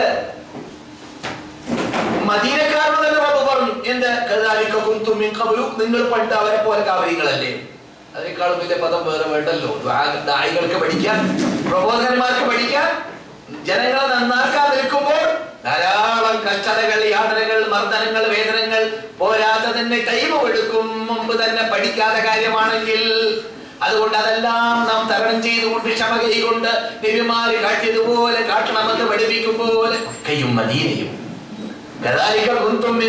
എന്ന പദം അത് നമ്മുടെ ഓരോ ദാഇയുടെ 2 കൺമുമ്പിൽ എപ്പോഴും ഉണ്ടാവണം. അപ്പോൾ മദീനയാക്കാൻ വേണ്ടി റബ്ബ് തീരുമാനിച്ചപ്പോൾ നബി മദീനയിലേക്ക് വരുന്നതിന് മുമ്പ് തന്നെ നുബുവത്തിന്റെ 11ാമത്തെ വർഷം, ബുദ്ധിജീവികളുടെ സ്വഭാവം, മദീനവാസികൾ കണ്ട് പോയതായ ഖസ്റജികൾ 6 പേർ, അസ്അദ് ഇബ്നു സുറാറ എന്ന ഒരു യുവാവാണ് അവരുടെ നേതൃത്വം വഹിക്കുന്നത്. പെരുന്നാൾ രാവിലെ ആജിമാര് കല്ലെറിയാൻ പോകുന്ന ജംറത്തുൽ അഖബ എന്ന ആ കല്ലെറിയുന്ന അഖബയുടെ പരിസരത്തിൽ വെച്ചിട്ട് ജനങ്ങൾ പർവ്വതത്തിന്റെ ഇടുക്കിൽ ശബ്ദിക്കുന്ന സംസാരം കേട്ടപ്പോൾ എന്റെ ഓർമ്മ ശരിയാണെങ്കിൽ കൂടെ അബൂബക്കറും അലിയും ഉണ്ട് എന്നാണ്. റസൂൽ അടുത്ത് ചെന്നു, അവരോട് ഇരിക്കാൻ വേണ്ടി ആവശ്യപ്പെട്ടു, അവരോട് സംസാരിക്കാൻ വേണ്ടി അനുവാദം ചോദിച്ചു. അവർ ഇരുന്നു കൊടുത്തു, സംസാരിച്ചു. നുബുവത്തിന്റെ 11ാമത്തെ വർഷമാണ്. അങ്ങനെ റസൂലുള്ളാഹി സ്വല്ലല്ലാഹു അലൈഹി വസല്ലം കുശലാന്വേഷണങ്ങൾ നടത്തി മദീനയെ കുറിച്ച് ചോദിച്ചു, ഔസും ഖസ്റജുമായുള്ളതായ പ്രശ്നങ്ങൾ ചോദിച്ചു, യുദ്ധങ്ങളൊക്കെ ചോദിച്ചു. നാം പരിചയമില്ലാത്ത ഒരു നാട്ടിലേക്ക് ചെല്ലുമ്പോൾ നമ്മെ പരിചയമുള്ള, നമ്മുടെ നാട് പരിചയമുള്ള വ്യക്തിയെ കണ്ടാൽ നമുക്ക് സന്തോഷം തോന്നൂലേ? ഇവർക്ക് അങ്ങനെ തോന്നി. ഓ, മുഹമ്മദിന്റെ പരിചയമുണ്ടല്ലോ, ഇരുന്ന് കൊടുക്കാം, ഒരു പറയുന്നത് കേൾക്കാമെന്ന് തീരുമാനിച്ചു. അപ്പോഴാണ് അവിടുന്ന് മഹാനായ നബിയുന മുഹമ്മദ് റസൂലുള്ളാഹി ലോകാത്ഭുത ഗ്രന്ഥത്തിൽ നിന്നിട്ട് ചില ആയത്തുകൾ ഓതിക്കൊടുക്കുന്നത്. എന്നിട്ട് വാക്ക് പരിപൂർണമാക്കുന്നതിന് മുമ്പ് അവർ കുശിക്കാൻ ആരംഭിച്ചു എന്നാണ് നാം കഥ കേട്ടത്. എന്താ കുശിക്കിയത്? മുമ്പ് അങ്ങനെയാണ് അള്ളാഹു പ്ലാൻ എടുത്തത്. മദീനയെ മക്കയുമായി ഘടിപ്പിക്കാൻ, ജോയിന്റ് ആക്കാൻ, റസൂലുള്ളാഹിന്റെ ദഅവത്ത് ഇങ്ങോട്ട് എത്തിക്കാൻ, റസൂലുള്ളാഹിനെ ഇങ്ങോട്ട് കൊണ്ടുവരാൻ റബ്ബിടുന്ന പ്ലാനിംഗ് പരിപാടി കാണുക. ഇലാഹി തഖ്തീത്ത്, അത്തഖ്തീത്തുൽ ഇലാഹി. എന്ത് ചെയ്തു? അവരിങ്ങനെ ഓർത്തു, ജൂതന്മാരല്ല പറഞ്ഞത് ഒരു ദൂതൻ വരാനുണ്ടെന്ന്. ആ ദൂതൻ നമ്മിൽ നിന്നിട്ട് വരുമെന്നല്ല അവർ വാദിച്ചത്. എന്നാൽ ഇപ്പോൾ ഇദ്ദേഹം പറയുന്നത് ഈ നല്ല പദങ്ങൾ, ഈ നല്ല ക്ഷണം, ഈ നല്ല ദഅവത്ത് ഇത് അറബിയാണ്. അതുകൊണ്ട് നാം ആണ് ഇദ്ദേഹത്തെ അനുസരിക്കാൻ, അനുകരിക്കാൻ അർഹർ എന്ന് കുശി തീരുമാനിച്ചു. കെലിമ ചൊല്ലി മദീനയിൽ നിന്നിട്ട് ആറാളെ ഇസ്ലാമിലേക്ക് മെമ്പർഷിപ്പായി ലഭിച്ചു. ഞാൻ പറഞ്ഞു നിങ്ങളോട്, ഈ ഔസ് ഖസ്റജികൾ പണ്ട് ശിക്ഷക്കർഹരായി വന്നവരാണ്. ഇവരുടെ വലിയാപ്പമാര് യമനിലുള്ളതായ അണക്കെട്ട് പൊട്ടിയപ്പോൾ അള്ളാഹു അവരെ ശിക്ഷിച്ചപ്പോൾ ഇറാഖിലേക്ക് ചിലർ ഓടി, ചിലർ ഡമസ്കസിലേക്ക് ഓടി, ഇന്ന് പറയുന്ന ഷാമിലേക്ക് ഓടി, ചിലർ മദീനയിലേക്ക് ഓടി. ആ ശേഷിക്കുന്ന വിഭാഗമാണ് ഇവര്. അള്ളാഹുവിന്റെ തീരുമാനം ഈ നാട്ടിലേക്ക് അള്ളാഹുവിന്റെ ദൂതനെ കൊണ്ടുവരണമെന്നാണ്. അതുകൊണ്ട് അള്ളാഹിന്റെ തീരുമാനം ഈ നാട് ചേഞ്ച് ആവണമെന്നാണ്. ആ ചേഞ്ച് അവിടുന്ന് തന്നെ നടത്തുന്നു റബ്ബ്. എവിടെ നിന്ന്? മക്കയിൽ നിന്നിട്ട് തന്നെ. അതുകൊണ്ടാണ് മക്കയിലേക്ക് വരുന്ന ഓരോ ഹാജിമാരും മക്കയിലേക്ക് വന്നു പോകുമ്പോൾ, ഓരോ ഉംറക്കാരും മക്കയിലേക്ക് വന്നു പോകുമ്പോൾ മദീനയിലേക്ക് വരാതെ തന്നെ മദീനയെ പഠിച്ചു പോകാൻ അവിടെ വല്ല ചാൻസ് ഉണ്ട്. മദീനയിലേക്ക് വരാനുള്ള ചാൻസ് നിങ്ങളെപ്പോലത്തതായ കാറ് കണ്ടുപിടിക്കപ്പെട്ട കാലഘട്ടത്തിലും പ്ലെയിൻ കണ്ടുപിടിക്കപ്പെട്ട കാലഘട്ടത്തിലും വരുന്നവർക്കാണ് കൂട്ടരെ മദീനയിലേക്ക് എത്താൻ ചാൻസ്. അല്ലാത്തവർ യമനിൽ നിന്നിട്ട് മക്കയിലേക്ക് വന്നു കഴിഞ്ഞാൽ ഉംറയോ ഹജ്ജോ കഴിഞ്ഞ് കാശില്ലെങ്കിൽ നാട്ടിലേക്ക് മടങ്ങിപ്പോക്കാണ്. മദീനയിലേക്ക് വരാറില്ല. ഇന്ന് പെട്ടെന്ന് 4 മണിക്കൂർ കൊണ്ട്, കാറിലാണെങ്കിൽ അരമണിക്കൂർ കൊണ്ട്, 3/4 മണിക്കൂർ കൊണ്ട് ജിദ്ദയിൽ നിന്നിട്ട് പ്ലെയിനിലാണെങ്കിൽ ഇവിടെ നിങ്ങൾക്ക് എത്താനുള്ള ചാൻസ് കിട്ടുന്നു. ഈ ചാൻസ് കിട്ടാത്ത 1000-ൽ പരം വർഷങ്ങൾ ജീവിച്ച മനുഷ്യന്മാര് അവർ പലരും മക്കയിൽ മാത്രം വന്നു പോകുന്നവരാണെങ്കിൽ അവരെ സംബന്ധിച്ചിടത്തോളം മക്കയിൽ നിന്നിട്ട് തന്നെ അവർക്ക് അള്ളാഹു അവരോട് പറഞ്ഞതായ ആ പാഠം അവർക്ക് പഠിക്കാനുള്ള ചാൻസ് ഉണ്ട്. നിങ്ങൾ ഈ നിൽക്കുന്ന മക്ക, നിങ്ങൾ ഈ കറങ്ങുന്ന കഅബയുടെ പരിസരത്തിൽ ഈ നാട്ടിൽ ഇറങ്ങിയതായ ഖുർആനിനെ സംരക്ഷിക്കാൻ ഈ നാട്ടുകാർ പണ്ട് തയ്യാറാവാത്തതായ ഒരു കാലഘട്ടം ഉണ്ടായിരുന്നു. അത് കാരണത്താൽ എന്റെ ദൂതരെ ഈ നാട്ടുകാർ നാടുകടത്തിയിരുന്നു. നിങ്ങൾ കാണുന്ന ഈ കഅബത്തിന്റെ അകത്ത് ബിംബങ്ങൾ അവർ കയറ്റി വെച്ച് അവകളെ വിളിച്ച് പ്രാർത്ഥിച്ച് അവകൾക്ക് പൂജ നടത്തിയതിനെ ആ മഹാനായ മുഹമ്മദിനെ കൊണ്ട് ഞാൻ പിന്നെ അവരുടെ കയ്യാലെ തന്നെ തകർത്തുകയും ചെയ്തിരുന്നു. അങ്ങനെയുള്ളതായ തകർത്താനുള്ള ചുറ്റുപാട് അന്തരീക്ഷം മുഹമ്മദിന് ഞാൻ ഉണ്ടാക്കി കൊടുക്കുന്നതിന് മുമ്പ് മുഹമ്മദ് ഉള്ളതായ നാടായ മദീനയിലേക്ക് ഈ ഇസ്ലാമിനെ എത്തിക്കാനുള്ള പ്ലാനിങ്, ഒരു പരിപാടികൾ ഈ മക്കയിൽ വെച്ചിട്ടാണ് കൂട്ടരേ നടന്നത്. ഈ കഅബത്തിന്റെ പരിസരത്തുള്ള മിനയിൽ വെച്ചിട്ടാണ് കൂട്ടരേ നടന്നത്. ഈ നുബുവത്തിന്റെ 11ാമത്തെ വർഷം 6 പേർ, നുബുവത്തിന്റെ 12ാമത്തെ വർഷം 12 പേർ, നുബുവത്തിന്റെ 13ാമത്തെ വർഷം 75 പുരുഷന്മാരും അല്ലെങ്കിൽ 73 പുരുഷന്മാരും 2 സ്ത്രീകളും. ഞാൻ പറഞ്ഞു വരുന്നത് മദീനയിലേക്ക് നിങ്ങളുടെ ശ്രദ്ധ ക്ഷണിക്കുകയാണ്. മദീനയിൽ വന്നു പോകുമ്പോൾ മദീന പഠിപ്പിക്കുന്ന മെയിൻ പോയിന്റുകൾ പഠിക്കാതെ പോകാൻ പാടുള്ളതല്ല. അത് മുമ്പ് പഠിച്ചവരാണെങ്കിൽ പഠിപ്പിനെ പുതുക്കണം, പഠിക്കാത്തവരാണെങ്കിൽ പുതുതായി പഠിക്കണം. എന്നല്ലാതെ വെറും കുബ്ബ കണ്ടുപോയാൽ തന്നെ, കുബ്ബയും മിനാരങ്ങളും മാത്രം കണ്ടുപോയാൽ തന്നെ പാഠം പഠിക്കാതെ പോകുന്നവര് ദശക്കണക്കിൽ ഹജ്ജ് ചെയ്യുന്നവരെ നാം കാണാറുണ്ട്. ഈ ഒരു ABCD മദീനയെ കുറിച്ച് അറിയാത്തവരെ, മദീനയെ കുറിച്ച് ഒരു ABCD അറിയാത്തവരെ, ഒരു വിവരവും മദീനയെ കുറിച്ച് ഇല്ലാത്തവരെ, 25 കൊല്ലം തുടർച്ചയായിട്ട് മക്കയിലേക്കും മദീനയിലേക്കും ബിസിനസിന്റെ പേരിൽ അഥവാ ഹാജിമാരെ കൊണ്ടുവരികയോ അല്ലെങ്കിൽ മറ്റേതെങ്കിലും പേരിൽ വന്നും പോയി കൊണ്ടേ ഇരിക്കുന്നവര് ഉഹദ് പോർക്കളത്തിന്റെ പരിസരത്തിൽ നിന്നിട്ട് കൃത്രിമമായിട്ട് അവിടെ ഇല്ലാത്ത പുഷ്പം അവിടെ ഉണ്ടാകുന്നതല്ല, ഉഹദ് പർവ്വതത്തിൽ ഉണ്ടാകുന്ന പുഷ്പമാണെന്ന പേര് പറഞ്ഞിട്ട് ഹാജിമാരെ വഞ്ചിക്കുന്നവരെ നാം കണ്ടിട്ടുണ്ട്, ഞാൻ കണ്ടിട്ടുണ്ട്. ഇവിടെയുള്ളതായ ഈത്തപ്പഴത്തെ ഇല്ലാത്ത കളവും പറഞ്ഞിട്ട് ഹാജിമാരെ വഞ്ചിക്കുന്നത് ഇന്ന് വരെയുണ്ട്, വഞ്ചിക്കുന്നവർ ഇന്ന് വരെയുണ്ട്. എന്താ പ്രശ്നം? നമ്മുടെ വിഷയമാകുന്ന സ്വഭാവം കയറിയിട്ടില്ല. ആജിമാരെ എന്നല്ല, ലോകത്തിൽ മുസ്ലിങ്ങളെ വഞ്ചിച്ചവൻ നമ്മിൽപ്പെട്ടവരല്ല എന്ന് റസൂലുള്ള പറഞ്ഞത് പഠിച്ചിട്ടില്ല. മദീനയെ കുറിച്ചോ മക്കയെ കുറിച്ചോ ഹജ്ജിനും ഉംറയ്ക്കും വേണ്ടി വരുന്നവരെ വഞ്ചിച്ചവരെ നേർക്ക് നേരെ റസൂലുള്ളാഹി നമസ്കരിക്കുമ്പോൾ മദീനയിലെ ഒരു പള്ളിയിൽ വെച്ചിട്ട് ഗ്രഹണ നമസ്കാരം നമസ്കരിച്ചപ്പോൾ നരകത്തിൽ അവരെ കറങ്ങുന്നതായിട്ട് ഞാൻ കണ്ടുവന്ന് നബിയുനാ മുഹമ്മദ് റസൂലുള്ളാഹി. തൗഹീദ് സ്ഥാപിക്കാൻ വേണ്ടി വന്നവരെ ഗുരുവില്ലാത്ത കാര്യമൊക്കെ എന്ന് പറഞ്ഞ് വഞ്ചിക്കാനോ? സുബ്ഹാനല്ലാഹ്. മുഇസ്സത്തിന്റെ കാര്യക്കാണ്. അതെ, അജുവ എന്ന പേരിലും മറ്റും നല്ല കാര്യങ്ങളുണ്ട്. അവളെ കുറിച്ചല്ല ചർച്ച. പിന്നെയോ ചാളയായി വരുന്ന നിങ്ങൾ പറയുന്നത് ചാളാണ്, ചാളയായി വരുന്നതായ കാരേക്കുകളെ മുഇസ്സത്തിന്റെ കാരേക്ക എന്ന് പറഞ്ഞിട്ട് വില കൂട്ടിയവർ നമ്മുടെ കൗമാണ്. അതിന് പണ്ട് ഞാൻ വന്ന കാലഘട്ടത്തിലൊക്കെ ഒരു കിലോന് 4 റിയാലും 5 റിയാലൊക്കെയായിരുന്നു. ഇപ്പോൾ 25 റിയാൽ വരെ എത്തി. അതിലും കൂടുതലാണെന്നാണ് വിവരം. എന്തുകൊണ്ട് വില കൂടി? പച്ചക്കള്ളം പറഞ്ഞിട്ട്. ഒരു ഉദാഹരണം മാത്രം ഞാൻ പറയാണ്. മക്ക കാണലല്ല മുഖ്യം, മദീന കാണലല്ല മുഖ്യം. പിന്നെയോ ഈ നാട്ടിൽ നിന്നിട്ട് നമ്മുടെ നേതാക്കൾ ഉൾക്കൊണ്ടതായ ആദർശവും അപ്രകാരം അഖ്ലാഖും നാം ഉൾക്കൊള്ളണം. അഖ്ലാഖ് നാം ഉൾക്കൊണ്ട് കഴിഞ്ഞാൽ നമ്മുടെ ജീവിതത്തിൽ ആ സകലം നാം സ്വയം നന്നാവുന്നതോടൊപ്പം നമ്മുടെ പരിസരം നന്നാക്കുന്നതോടൊപ്പം നമ്മുടെ നാട് മുഴുവൻ നന്നാക്കാൻ നാം അമുസ്ലിങ്ങൾ ഇതര മതസ്ഥർക്ക് ഇടകലർന്ന് ജീവിക്കുന്നവരല്ലേ നാം.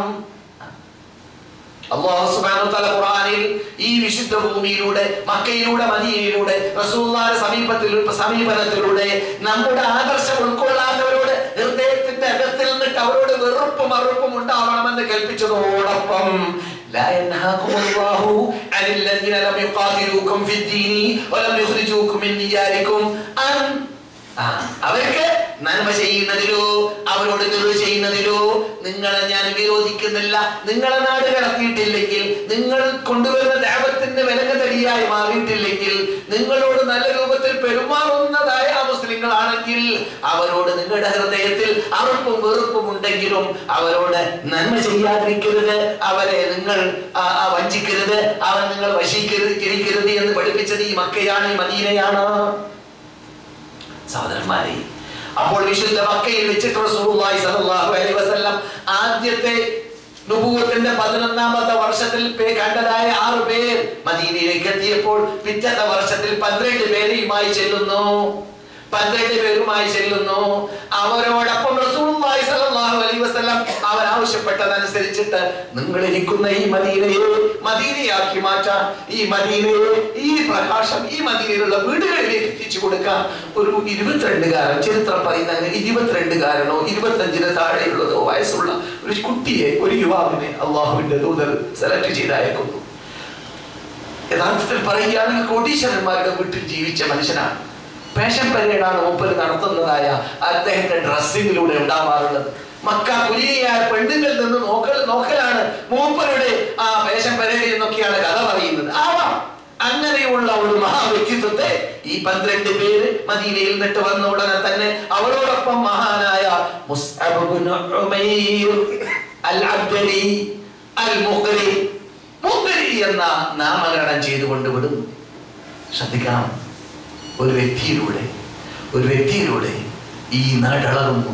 ഈ നാട്ടിന്റെ വീടുകളിൽ നാട്ടിലുള്ള സാധാരണ മെമ്പർമാരല്ല, ഉസൈദ് ഇബ്നു ഹുദൈർ നേതൃത്വം, സഅദ് ഇബ്നു മുആദ് നേതൃത്വം, എല്ലാവരും ഊരപ്പെട്ട വാളുമായിട്ടാണ്. മുസ്അബ് വന്നു, മക്കക്കാരൻ വന്നു, നാട് വടക്കാക്കാൻ വന്നു, വിപ്ലവം ഉണ്ടാക്കാൻ വന്നു എന്ന പേരും പറഞ്ഞുകൊണ്ട് കൊല്ലാൻ വേണ്ടി ഖുബയിലേക്ക് ചെന്നത്, അസ്അദ് ഇബ്നു സുറാറയുടെ വീട്ടിലേക്ക് ചെന്നത്.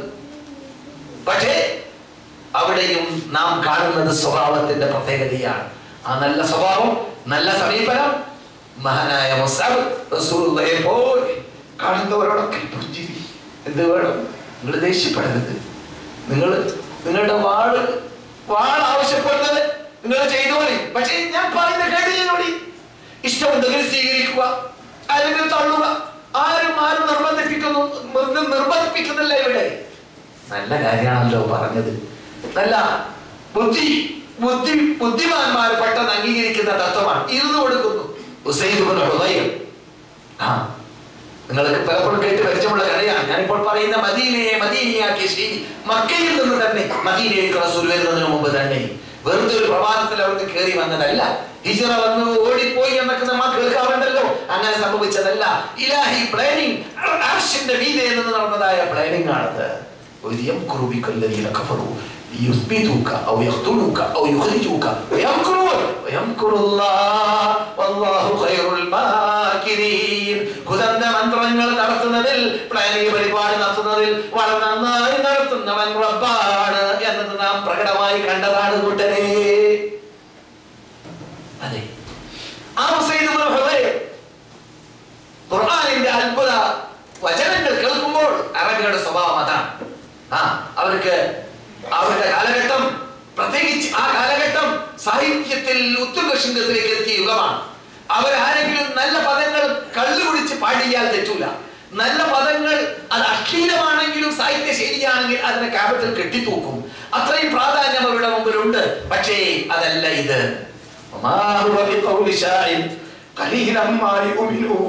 ഇതൊരു കവിയുടെ പദമല്ലല്ലോ.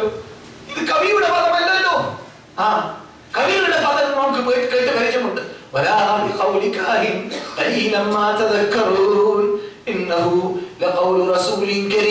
അതെ, ഇത് ഒരു കവിയല്ല, ഒരു കണക്കപ്പിള്ളയല്ല, കെട്ടിയുണ്ടാക്കിയതല്ല, ഇതൊന്നുമല്ല എന്ന് അവർ പറഞ്ഞതായ ആ പദമാണ് അവർ കേൾക്കുന്നത്. ഉസൈദ് കേട്ടപ്പോൾ ഞെട്ടി. നിങ്ങളുടെ ഈ മതം അംഗീകരിക്കണമെങ്കിൽ എന്ത് വേണമെന്ന് ചോദിച്ചു.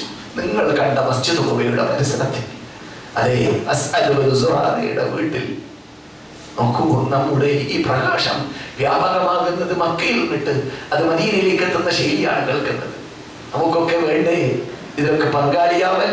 നമ്മുടെ വീടൊക്കെ ഈ പ്രകാശം ഉള്ള വീടായി മാറൽ? നെറ്റുകളിലൂടെ, ചവറ്റ് കൊട്ടയിലൂടെ, തോന്നിവാസങ്ങളിലൂടെ, അശ്ലീലങ്ങളിലൂടെ, അതെ, വിളക്കായിക്കൊണ്ടേ നീചമായിക്കൊണ്ടേ ഇരിക്കുന്ന വീടുകളാണ് ഇന്ന് ലോകത്തുള്ളതായ മുസ്ലിം അമുസ്ലിം വീടുകൾ ആസകലം.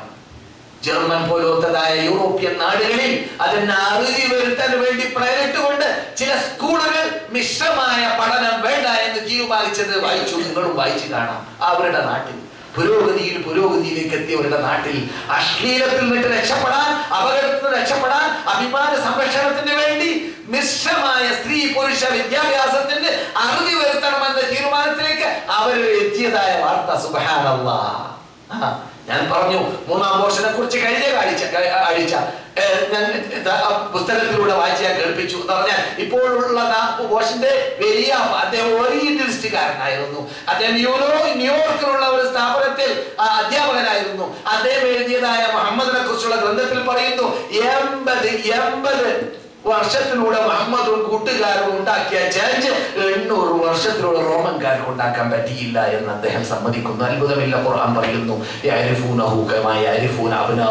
ലോക ക്രിസ്ത്യാനികൾക്കും ജൂതന്മാർക്കുമെല്ലാം അറിയാം മുഹമ്മദ് അള്ളാഹിന്റെ ദൂതരാണെന്ന്, അഥവാ ഈ ഖുർആൻ അള്ളാഹിന്റെ മതമാണ് എന്നത് അവരുടെ സ്വന്തം മക്കൾ അറിയുമ്പോൾ അറിയാം എന്നാണ്. അറിവിന് കുറവല്ല. അബൂജഹലിന് വല്ല കുറവുണ്ട് അറിവിന്? അറിവിന് കുറവല്ല, കോലത്തിനും കുറവല്ല, പ്രവർത്തനമില്ല എന്നതാണ്. ഉസൈദ് പറയുന്നു മുസ്അബിനോട്, എന്റെ പിന്നിൽ മഹാസമൂഹമുണ്ട്, ഞാൻ അവരെ മുഴുവനും ഈ മതത്തിൽ മെമ്പർഷിപ്പ് നൽകുമെന്ന് വാഗ്ദാനം ചെയ്യുന്നു എന്ന് പറഞ്ഞുകൊണ്ടാണ് അവിടുന്ന് പോകുന്നത്. അതാ പ്രകാശം വീടുകളിലേക്ക് ചെല്ലുന്നു. ഉസൈദിന്റെ കബീലയിലേക്ക്, ഏറ്റവും വലിയ മദീന കബീല, ഉസൈദിന്റെ കബീലയിലേക്ക് പറയുന്നു, ഞാൻ നിങ്ങളോട് സംസാരിക്കൂല, ഞാൻ നിങ്ങളുടെ നേതാവല്ല, ഏതുവരെ നിങ്ങൾ എന്നെ അനുസരിക്കുന്നത് വരെ നേതാവ് എന്ത് വേണം? ഒന്നുമില്ല. അല്ലാഹുവിയകൻ, ബിംബങ്ങൾ തകരണം, മക്കയിൽ ഇറങ്ങിയതായ ആ ഖുർആനിനെ അംഗീകരിക്കണം, ഇവിടെ വന്ന പ്രതിനിധിയായ മുസ്അബിന്റെ കൽപ്പന അംഗീകരിക്കണം, ഇതാണ് എന്റെ ആവശ്യം. ആ നേതാവ് പറയും, ഞങ്ങൾ ചെയ്യാം. അങ്ങനെ ഒരു മഹാകബീല, അങ്ങനെ പിന്നെ ഓരോ വ്യക്തികൾ ഒന്നൊന്നായി പിറ്റേത്തെ വർഷത്തിൽ ആ മഹാനേതാക്കളുടെ പരിശ്രമത്തിലൂടെ മദീന നേതാക്കളിൽ നിന്നിട്ട് 75ഓളം പേര് പുറപ്പെടുകയാണ്. എവിടേക്ക്? ഇതെല്ലാം ഹജ്ജ് സീസണിലാണ്. ക്രിസ്താബ്ദ വർഷം 621, 22, 23 എന്നീ വർഷങ്ങളിലാണ് കൂട്ടരെ ഇത് സംഭവിക്കുന്നത്. നമ്മുടെ വർഷം നബുവത്തിന്റെ 11, 12, 13 ഹജ്ജ് മാസത്തിൽ. അപ്പോൾ ഞാൻ പറഞ്ഞു വരുന്നത് ഈ മദീനയാക്കാൻ പ്ലാനിട്ടത് മക്ക മീമ് കൊണ്ട് തുടങ്ങുന്ന മക്കയിൽ, മീമ് കൊണ്ട് തുടങ്ങുന്ന മിനയിൽ, മീമ് കൊണ്ട് തുടങ്ങുന്ന മുഹമ്മദാണ് സല്ലല്ലാഹു അലൈഹി വസല്ലം. അതെ, ആ മിനയിൽ വെച്ചിട്ട് 3-ാമത്തെ വർഷത്തിൽ പ്ലാനിട്ടപ്പോൾ റസൂലുള്ളാഹി സല്ലല്ലാഹു അലൈഹി വസല്ലം 70-75ഓളം പേര് അഭിമുഖീകരിച്ചുകൊണ്ട് സംസാരിക്കുന്നതിന് മുമ്പ് റസൂലിന്റെ കൂടെ വന്നത് നബിയുടെ അളാപ്പ അബ്ബാസ് ആയിരുന്നു. പറയുന്നു കഅബ്, റസൂലുള്ളാഹിന്റെ കവികളെ ഞാൻ നിങ്ങൾക്ക് പരിചയപ്പെടുത്തി തന്നിട്ടുണ്ടല്ലോ. ഒന്ന് കഅബ് ഇബ്നു മാലിക്, മറ്റൊന്ന് ഹസ്സാൻ ഇബ്നു സാബിത്ത്, പിന്നെ അബ്ദുല്ലാഹി ഇബ്നു റവാഹ്. മറന്നുപോയോ? സമ്മാനമൊക്കെ ഇവിടെ കാണുന്നുണ്ട്. ഈ ചോദ്യങ്ങളൊക്കെ മറുപടി നൽകിയവർക്കും അതുപോലെ തന്നെ നമ്മുടെ കുറിപ്പുകൾ വായിച്ചിട്ട് മറുപടി എഴുതിയവർക്കും. അതെ, അല്ലാഹുവിന്റെ ദൂതരുടെ കവിയാവാൻ പോകുന്ന അപ്പോഴല്ല, ആ വ്യക്തി അന്നത്തെ രാത്രിയിൽ റസൂലുള്ളാഹിയുമായിട്ട് ബൈഅത്ത് ചെയ്യുന്ന വ്യക്തിയാണ്. കഅബ് ഇബ്നു മാലിക് പറയുന്നു, ഞങ്ങൾ രാത്രി വളരെ പ്രയാസപ്പെട്ടുകൊണ്ട് ജംറത്തുൽ അഖബയിൽ ഒരുമിച്ച് കൂടി. ഒന്നൊന്നായി ഇങ്ങനെ വന്ന് ഒരുമിച്ച് കൂടി. ഒരുമിച്ച് കൂടാണ്. എന്താണ്? അടിയന്തരാവസ്ഥയാണ്. മക്കയിൽ ആരും ആരെയും അങ്ങും കാണുന്നത്, വിദേശികളെ മുഹമ്മദും അനുയായികളും കാണുന്നത് അപകടമാണ്. അങ്ങനെയുള്ള അന്തരീക്ഷത്തിലാണ് രാത്രി നമ്മുടെ നേതാവ്, നമ്മുടെ കണ്ണിലുണ്ടിയായ നബിയുനാ മുഹമ്മദ് റസൂലുള്ളാഹി അവിടെ നിന്ന് ഈ പ്രയാസം അനുഭവിക്കുന്നത്. ഒരുമിച്ച് കൂടി എല്ലാവരും ഇരുളിൽ. എന്നിട്ട് ആദ്യമായിട്ട് അബ്ബാസ് സംസാരിക്കുന്നു. ആൾക്കാരെല്ലാം ഒരുമിച്ച് കൂടിയപ്പോൾ അബ്ബാസിന്റെ സംസാരം ഞങ്ങള് പ്രയാസപ്പെട്ട് കേൾക്കാൻ. എന്തുകൊണ്ട്? അബ്ബാസ് മുസ്ലിം അല്ലാത്തത് കൊണ്ട്. പക്ഷെ അബ്ബാസ് റസൂലുള്ളാഹിയുടെ കൂടെ തന്നെയായിരുന്നു. അദ്ദേഹം പഴയ കാലഘട്ടത്തിൽ തന്നെ മുസ്ലിമായി എന്ന അഭിപ്രായം അനുസരിച്ചിട്ട് അദ്ദേഹം ഒരു പക്ഷേ മുസ്ലിം നന്മയ്ക്ക് വേണ്ടിയുള്ള ചാരവൃത്തി ചെയ്യാൻ വേണ്ടിയ റസൂൽ അവിടെ വിട്ടതായിരിക്കാം പിൻകാലഘട്ടത്തിൽ. പറഞ്ഞു വരുന്നത്, അവിടെയുള്ള വാഗ്ദാനങ്ങളെല്ലാം റസൂലുള്ളാഹി സ്വല്ലല്ലാഹു അലൈഹി വസല്ലം പറയുന്നത് കേൾക്കാൻ വേണ്ടിയിട്ട് നിങ്ങൾ പറഞ്ഞതല്ല ഞങ്ങൾക്ക്. മൂപ്പർക്ക് എന്താ പറയാനുണ്ടായത്? ഞങ്ങൾ കൈവിട്ടത് കൊണ്ടല്ല മുഹമ്മദ് നിങ്ങൾ നാട്ടിൽ വരാൻ പോകുന്നത്. ഞങ്ങൾ ഇവിടെ സംരക്ഷിക്കാൻ തയ്യാറാണ്. ഇവിടെ അളാപ്പയുണ്ട്, മൂത്താപ്പയുണ്ട്, കുടുംബക്കാരൊക്കെ ഉണ്ട് എന്നൊക്കെ പറഞ്ഞിട്ടാണ് മൂപ്പര് സംസാരിച്ചത്. ആ സംസാരം സമാപിച്ചപ്പോൾ ഞങ്ങൾക്ക് കേൾക്കേണ്ടത് മുഹമ്മദിൽ നിന്നിട്ടാണെന്ന് പറഞ്ഞു അല്ലാഹുവിന്റെ ദൂതൻ. അവരുടെ പതിവനുസരിച്ചിട്ട് ലോകാത്ഭുത ഗ്രന്ഥങ്ങളാണ് ആദ്യമായിട്ട് കേൾപ്പിച്ച ശേഷം റസൂലുള്ളാഹിയോട് ബൈഅത്ത് ചെയ്യാൻ വേണ്ടി കൈ നീട്ടിയവരോട്, ഞങ്ങൾ ശിർക്ക് ചെയ്യുകയില്ല, ഞങ്ങൾ കക്കുകയില്ല, ഞങ്ങൾ അല്ലാഹുവോടല്ലാതെ അല്ലാത്തവരോട് പ്രാർത്ഥിക്കുകയില്ല, കല്ലുകാരുടെ കാഞ്ഞിര കുറ്റി മുതൽ മൂർക്കമ്പാമ്പ് വരെയുള്ള വസ്തുപൂജ, വ്യക്തിപൂജ എന്നിവയിൽ നടത്തുകയില്ല. നന്മയും തിന്മയും സർവശക്തനായ റബ്ബുൽ ഇസ്സത്തിൽ മാത്രമാണ്, അർശിന്റെ ഉടമയിൽ മാത്രമാണ്, ആകാശത്തെ സൃഷ്ടിച്ച, ഭൂമികളെ സൃഷ്ടിച്ച, നമ്മളെ സൃഷ്ടിച്ച അവനിൽ മാത്രമാണ് എന്നീ തൗഹീദിന്റെ വചനങ്ങൾ അത് അംഗീകരിക്കണം. അത് കഴിഞ്ഞാൽ നിങ്ങൾ വഞ്ചിക്കാൻ, കക്കാൻ, അതുപോലെ തന്നെ കളവ് പറയാൻ അവിടെ പറഞ്ഞിട്ടുള്ളത് നിങ്ങൾ കക്കരുത്, വ്യഭിചരിക്കരുത്. അതുപോലെ തന്നെ നിങ്ങളുടെ സ്ത്രീകളോട്, പ്രത്യേകിച്ച് അന്യപുരുഷന്മാരെ കല്യാണം കഴിച്ചവര്, അന്യപുരുഷന്മാരെ നിങ്ങളുടെ അവരുമായുള്ളതായ സമീപനത്തിലൂടെ നിങ്ങളുടെ അഭിമാനത്തെ പിച്ചു ചീന്തരുത് എന്നതായ ശൈലിയൊക്കെ സംസാരത്തിൽപ്പെട്ടു. സംസാരം കഴിഞ്ഞപ്പോൾ ചോദ്യത്തിൽപ്പെട്ടതാണ് ഒരു സഹാബി, അല്ല റസൂലേ, നിങ്ങൾ ഇപ്പോൾ മദീനയിൽ വന്നു, അങ്ങനെ ഞങ്ങളുടെ ഷാനനുസരിച്ചിട്ട് നിങ്ങൾ വന്ന ശേഷം നിങ്ങളുടെ പേര് ഞങ്ങൾ അണിനിരന്നു, എന്നിട്ട് നിങ്ങളോട് കൂടി പോരാടി, എന്നിട്ട് നിങ്ങൾക്ക് ഒരു പക്ഷേ വിജയം ഉണ്ടായി കഴിഞ്ഞാൽ നിങ്ങൾ മക്കയിലേക്ക് മടങ്ങുമോ? നിങ്ങൾ എന്ത് കാട്ടും? ഒരാളെ ചോദ്യം. റസൂലുള്ളാഹി പറഞ്ഞില്ല, എന്റെ വിജയം നിങ്ങളുടെ വിജയം, എന്റെ പരാജയം നിങ്ങളുടെ പരാജയം, നിങ്ങളുമായിട്ട് ഒഴിവാകുന്ന പ്രശ്നമേ ഇല്ല. റസൂലുള്ളാഹി ഇവിടെ വന്ന ശേഷം ആ വാഗ്ദാനം പുലർത്തി. അതുകൊണ്ട് തന്നെ റസൂലുള്ളാഹി സ്വല്ലല്ലാഹു അലൈഹി വസല്ലം ഇവിടെ വന്ന ശേഷം ഹജ്ജിനോ ഉംറക്കോ യുദ്ധത്തിനോ 3 ആവശ്യത്തിനല്ലാതെ 4ാമത്തെ ആവശ്യാർത്ഥം മദീനയോട് വിട വാങ്ങിയിട്ടില്ല ദൂതർ. കേട്ടില്ലേ? റസൂൽ മദീനയോട് 3 ആവശ്യത്തിനല്ലാതെ 4ാമത്തെ ആവശ്യാർത്ഥം വിട വാങ്ങിയിട്ടില്ല എന്ന് മാത്രമല്ല, ഈ മദീനയിൽ ഇറങ്ങിയ ഖുർആനിലൂടെ, ഈ മദീനയിൽ ഇറങ്ങിയതായ തൗഹീദിലൂടെ, സുന്നത്തിലൂടെ, ഈ മദീനയിൽ ഇറങ്ങിയ പ്രകാശത്തിലൂടെ റസൂലിന് കിട്ടിയ നേട്ടത്തെ, ആ സ്ഥാനത്തെ, ആ ബഹുമതിയെ എല്ലാ റസൂൽ ഓർത്തുകൊണ്ട് മദീനയോട് എന്തെന്നില്ലാത്ത സ്നേഹമുണ്ടായിരുന്നു. മദീനയോട് വിടവാങ്ങിയാൽ മടങ്ങി വരണമെന്ന നിർബന്ധം. എത്രത്തോളം മടങ്ങി വരുമ്പോൾ ദൂരെ നിന്ന് കണ്ട റസൂൽ പറയും ബുഖാരിയിൽ മുസ്ലിമിൽ ഹാദിഹി താബ ഹാദിഹി തൈബ, അതാ കാണുന്നു താബ, അതാ കാണുന്നു തൈബ എന്ന് ദുനൈൻ റസൂൽ പറയും. ഹാദാ ഉഹദുൻ ജബലി യുഹിബ്ബുനാ വനുഹിബ്ബു, അതാ പർവ്വതം കാണുന്നു, അത് ഉഹദ് പർവ്വതമാണ്, നമുക്ക് അതിനോട് സ്നേഹമുണ്ട്, നമ്മെ അത് സ്നേഹിക്കുന്നുണ്ട് എന്ന് പറഞ്ഞ റസൂൽ കടക്കാറുണ്ട് ഈ വിശുദ്ധ മദീനയിലേക്ക്. നോക്കൂ, അപ്പോൾ റസൂലുള്ളാഹി സ്വല്ലല്ലാഹു അലൈഹി വസല്ലമിനെ അല്ലാഹു സുബ്ഹാനഹു വ തആല മദീനയിലേക്ക് കൊണ്ടുവരാൻ പ്ലാനിംഗ് പരിപാടി മക്കയിൽ നിന്ന് ഇട്ടിട്ടു എന്ന് നാം പഠിച്ചു. ആ മക്കയിൽ ഉണ്ടായ സന്ദർഭത്തിൽ മിനയിൽ വെച്ച് നടന്നതായ ആ അഗ്രിമെന്റിൽ, ആ ബൈഅത്തിൽ, അഖബയിൽ നടന്ന ബൈഅത്തിൽ ഈ നാം കണ്ട പിൻകാലഘട്ടത്തിൽ നാം ആസ്വദിച്ച, മുസ്ലിം ലോകം ആസ്വദിച്ച ഈ നേട്ടങ്ങളെല്ലാം അവിടെ നിന്നാണ് അഗ്രിമെന്റ് നടന്നത്. ഈ അഗ്രിമെന്റിനെ കുറിച്ച് നാം ഓർത്തിട്ടുണ്ടോ? ഇങ്ങനെയുള്ള ഒരു അഗ്രിമെന്റ് നടത്തിയവരാണ് നാം ഒക്കെ എന്ന് നിങ്ങൾ ഓർത്തിട്ടുണ്ടോ? ഖുർആനിൽ പല ആയത്തുകളിലൂടെ നമ്മളോടൊന്ന് പറയുന്നുണ്ട്, ഓരോ മുസ്ലിമും ചെയ്യുന്ന ബൈഅത്താണിത്. നേർക്ക് നേരെയല്ലെങ്കിലും എന്ത്, നാം മുശ്രിക്ക് ചെയ്യുകയില്ല എന്നതും, നാം കക്കുകയില്ല എന്നതും, നാം വിഭജിക്കുകയില്ല എന്നതും, നാം അനിസ്ലാമികമായ നീക്കങ്ങൾ നീങ്ങുകയില്ല എന്നതും, ഈ മതത്തെ സംരക്ഷിക്കേണ്ടതുപോലെ സംരക്ഷിക്കാൻ വേണ്ടി വന്നാൽ കരട് മുറിച്ചു കൊടുക്കാൻ ഞങ്ങൾ തയ്യാറാണ് എന്നതും ഖുർആനുമായിട്ട് നാം ചെയ്ത, ഖുർആൻ നമുക്ക് അറിയിച്ചതാണ്. നാം അങ്ങനെയുള്ള ഒരു ബൈഅത്ത് നടത്തിയിട്ടുണ്ട്. ഇന്നല്ലാഹ ഇശ്തറാ അൻഫുസഹും അംവാലഹും മിനൽ മുഅ്മിനീന അൻഫുസഹും വഅംവാലഹും ബിഅന്ന ലഹുൽ ജന്ന, സ്വർഗ്ഗം ബൈഅത്ത് ചെയ്തു. നമ്മൾ ഓർത്തിട്ടുണ്ടോ?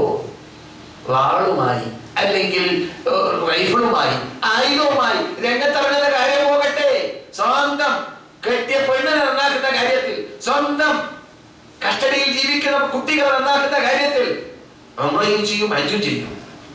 കുട്ടിയോ എവിടെയെങ്കിലും, ഭാര്യയോ ദീനുമായി ബന്ധമില്ല, ഖിബല പരിചയമില്ല, ഖിബലയും ദീനുമായി പരിചയപ്പെടാത്ത കാര്യം പോകട്ടെ, ശിർക്കിന്റെ ഉടമയായ എത്രയോ കുടുംബ മെമ്പർമാരെ നാം പരിചയപ്പെടാറുണ്ട്, കേൾക്കാറുണ്ട്. പലരും പറയും, മൗലവി എന്റെ ഇന്ന വ്യക്തി എന്റെ കുടുംബത്തിൽ ഇതുവരെ നന്നായിട്ടില്ല.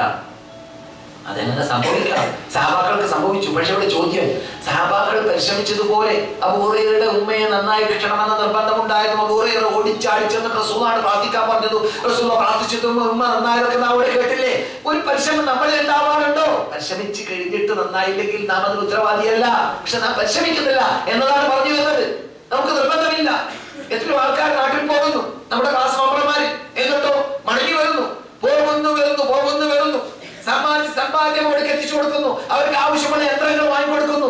എന്നിട്ട് ഒരു പക്ഷേ ഈ അനുഗ്രഹം ചെയ്ത റബ്ബ് ഈ ഹജ്ജ് ചെയ്യാൻ, ഉംറ ചെയ്യാൻ, ഇടക്കിടക്ക് പുണ്യഭൂമിയിൽ വന്ന് താമസിച്ചിട്ട് സൽക്കർമ്മം ചെയ്യാൻ ചാൻസ് നൽകിയതായ റബ്ബിന്റെ കൽപ്പനയ്ക്ക് വിപരീതം ഉപയോഗിക്കുന്ന യന്ത്രങ്ങളൊക്കെ അവർക്ക് വാങ്ങിക്കൊടുക്കും എന്നല്ലാതെ അവരെ ഈ മക്കയോട് ബന്ധപ്പെടുത്തി, മദീനയോട് ബന്ധപ്പെടുത്തി, ഇവിടെയുള്ള സൗഹൃദത്തോട് ബന്ധപ്പെടുത്തി ജീവിപ്പിക്കാൻ പരിശ്രമിച്ചു എന്ന് കേൾക്കുന്നവര് പലപ്പോഴും നാം പലരെയും കാണാറില്ല.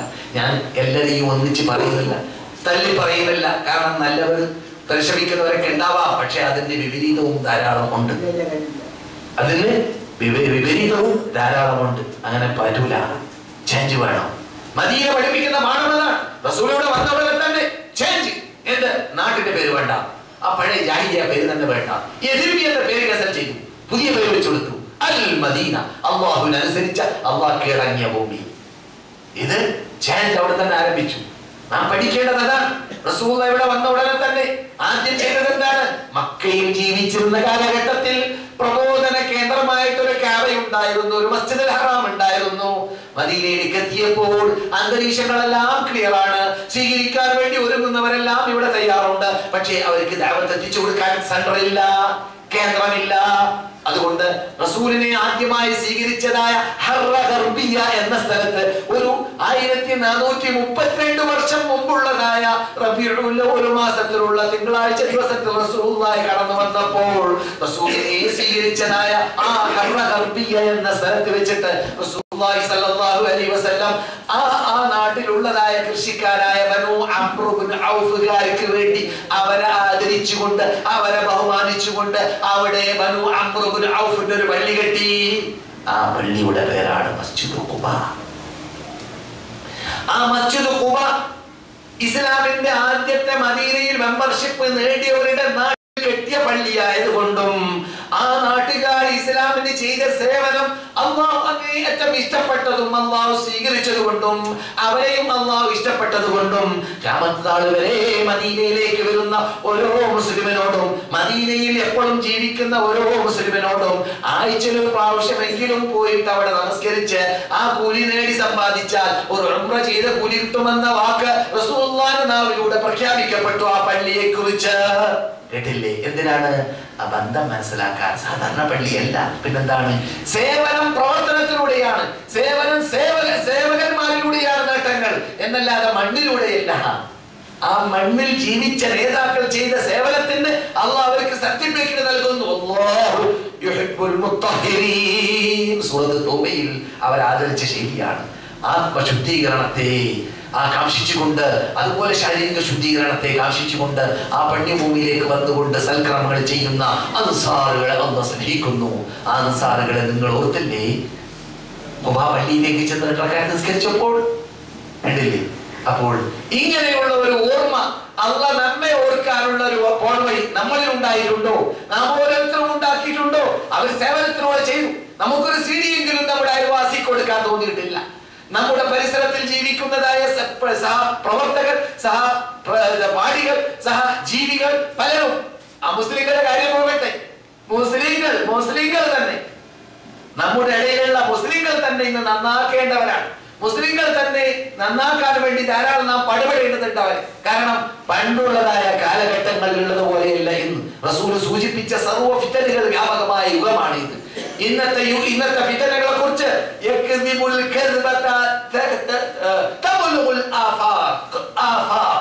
ഒരാൾ ഒരു കളവ് പറഞ്ഞാൽ ഉടനെ തന്നെ ലോകവ്യാപകമാകുന്ന കാലഘട്ടം എന്ന് റസൂൽ സൂചിപ്പിച്ച യുഗമാണ്. ഒരാൾ ഇന്റർനെറ്റിൽ കളവ് പറഞ്ഞാൽ പറഞ്ഞ കേട്ട് ഇറക്കുമ്പോൾ ലോകത്തിലേക്ക് എത്തി. ഇനി അതിനേക്കാളും വ്യാപകമാവുന്ന റസൂൽ പറഞ്ഞ പദം അതിലും അത്ഭുതത്തിന് വ്യാപകമാകുന്ന കാലം ഇനി വരാൻ പോകുന്നുണ്ടായിരിക്കാം. അല്ലാഹു അഅലം. അപ്പോൾ ഇന്നത്തെ യുഗം പണ്ടത്തെ യുഗം പോലെയല്ല. ഇന്നത്തെ യുഗത്തിൽ നോക്കൂ, നിങ്ങൾ എണ്ണി നോക്കൂ, നെറ്റുകളിൽ വരുന്നതായ വെബ്സൈറ്റുകൾ, ഇസ്ലാമിക് വെബ്സൈറ്റുകളുടെ എണ്ണങ്ങൾ 1000-10 വരുന്നുണ്ടോ? ഇല്ല. മറ്റതാണ് ഏറ്റവും കൂടുതൽ. തോന്നിവാസവും അനാചാരങ്ങളും അനിസ്ലാമിക വെബ്സൈറ്റുകളും അതുപോലെ തന്നെ മറ്റു ചവറ്റുകൊട്ടകളെ പരിശോധിച്ചാൽ, ഡിഷുകളെ പരിശോധിച്ചാൽ, അവിടെ ഇറങ്ങുന്നതായ ചാനലുകൾ പരിശോധിച്ചാൽ, കേരളത്തെ സംബന്ധിച്ചിടത്തോളം എന്റെ അറിവ് അല്ലാഹുവേ, ഞാൻ കേരളം കണ്ടിട്ട് വന്നിട്ട് 41 വർഷത്തോളമായി, കണ്ടിട്ട് 25 വർഷത്തോളമായി. കേരളത്തെ കുറിച്ച് കേൾക്കുന്നതാണ് ഞാൻ.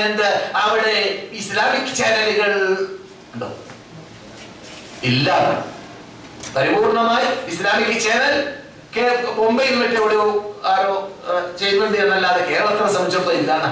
ഇവിടെ അറബ് രാഷ്ട്രത്തിലൊക്കെ അൽഹംദുലില്ലാഹ് ധാരാളം ഇസ്ലാമിക് ചാനലുകളുണ്ട്. മക്കയിലും മദീനയിലൊക്കെ വെറും ഖുർആൻ മാത്രമുള്ള, സുന്നത്ത് മാത്രമുള്ള ചാനലുകളൊക്കെ ഉണ്ട്. അതൊക്കെ മറ്റു നാടുകളിലില്ല. ഞാൻ പറഞ്ഞു വരുന്നത്, മക്കയും മദീനയും കണ്ടുപോകുമ്പോൾ റസൂൽ പഠിപ്പിച്ച ചഞ്ച്, ആ ചഞ്ചിലൂടെ മുസ്ലിങ്ങൾ ഇന്ന് വരെ ആസ്വദിച്ചുകൊണ്ടിരിക്കുന്നതായ ആസ്വാദനം നാം നമ്മുടെ നാട്ടിലും നമ്മുടെ പരിസരത്തിലും നമ്മുടെ വ്യക്തി സാമൂഹ്യ സാമ്പത്തിക രാഷ്ട്രീയ ജീവിതത്തിലും എല്ലാം നടപ്പാക്കാൻ വേണ്ടിയുള്ള പ്രചോദനം നമ്മുടെ ഹജ്ജ് യാത്രയിലൂടെ, നമ്മുടെ ഉംറ യാത്രയിലൂടെ, നമ്മുടെ മദീന സന്ദർശനത്തിലൂടെ, നമ്മുടെ മക്ക സന്ദർശനത്തിലൂടെ നേടിയെടുക്കണം എന്നതാണ്.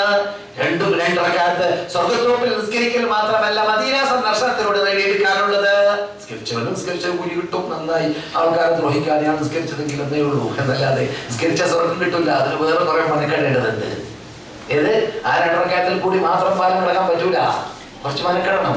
മനക്കെടണം എന്നത് കൊണ്ട് തന്നെയാണ് റസൂലുള്ളാഹി സ്വല്ലല്ലാഹു അലൈഹി വസല്ലം മദീനയിലേക്ക് കടന്നു ചെന്ന ഉടനെ റസൂൽ ചെയ്ത അധ്വാനങ്ങളെ കുറിച്ചൊക്കെ നിങ്ങൾ വിശാലമായി കേട്ട് കാണും.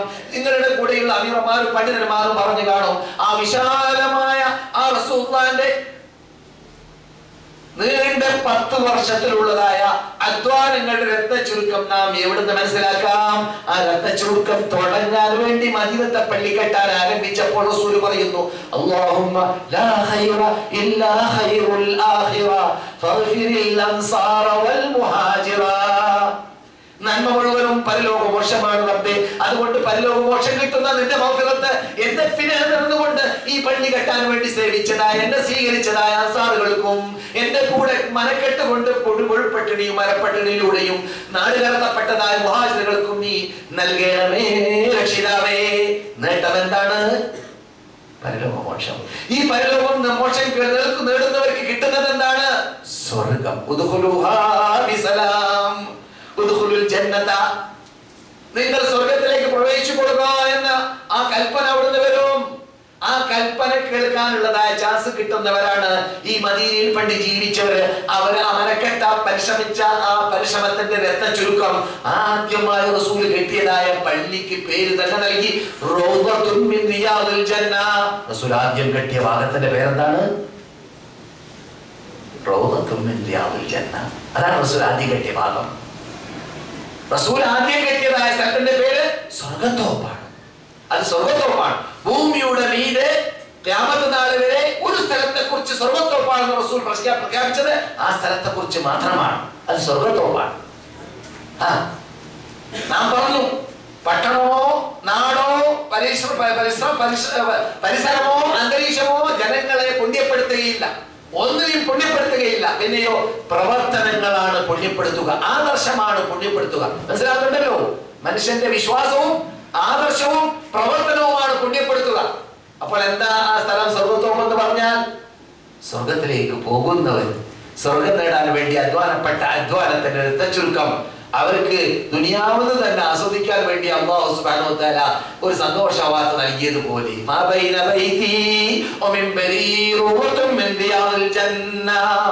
മുസ്ലിം ലോകത്തിന് മക്കയിൽ ഇറങ്ങിയതായ ഖുർആനാകുന്ന ആ അല്ലാഹുവിന്റെ വിശാലമായ ഗ്രന്ഥത്തെ പ്രചരിപ്പിക്കാൻ, അതിന്റെ വിജയ പതാകയെ പറപ്പിക്കാൻ, അതിന്റെ പ്രധാന പോയിന്റ് ആകുന്ന ലാ ഇലാഹ ഇല്ലല്ലാഹ് എന്ന കലിമത്ത് തൗഹീദിനെ ഭൂമിയെ ഒന്നടങ്കം ഭരിച്ച, അല്ലെങ്കിൽ പകുതിയാക്കി ഓഹരി വെച്ച് ഭരിച്ചതായ റോമൻ പേർഷ്യൻ ചക്രവർത്തിമാരുടെ കൊട്ടാരത്തെ കിടുകിടുക്കാൻ മാത്രമുള്ളതായ എഴുത്തുകൾ എഴുതിയതായ ആ സ്ഥലമാകുന്ന ആ മണ്ണ്, അത് നിങ്ങൾ മറക്കാൻ പറ്റുകയില്ല. അത് സ്വർഗം നേടിയെടുക്കാൻ വേണ്ടി അല്ലാഹു ഉണ്ടാക്കിയ സ്ഥലമാണ്. അത് സ്വർഗത്തോപ്പാണ്. അവിടുന്നാണ് റസൂൽ എഴുതുന്നത് എന്റെ റോമൻ ചക്രവർത്തിയോട്, ഹെറക്കലേ അസ്ലിം, നീ മുസ്ലിം ആവണം, തസ്ലം, എന്നാണ് ഒരു രക്ഷയുണ്ട്. നീ എന്റെ വാക്ക് പാലിച്ചിട്ടില്ലെങ്കിൽ റോമൻകാരുടെ, ലോക ക്രിസ്ത്യാനികളുടെ കുറ്റം നീ പറയേണ്ടി വരും. ഈ പദം എത്ര വൈകുള്ള പദമാണ്!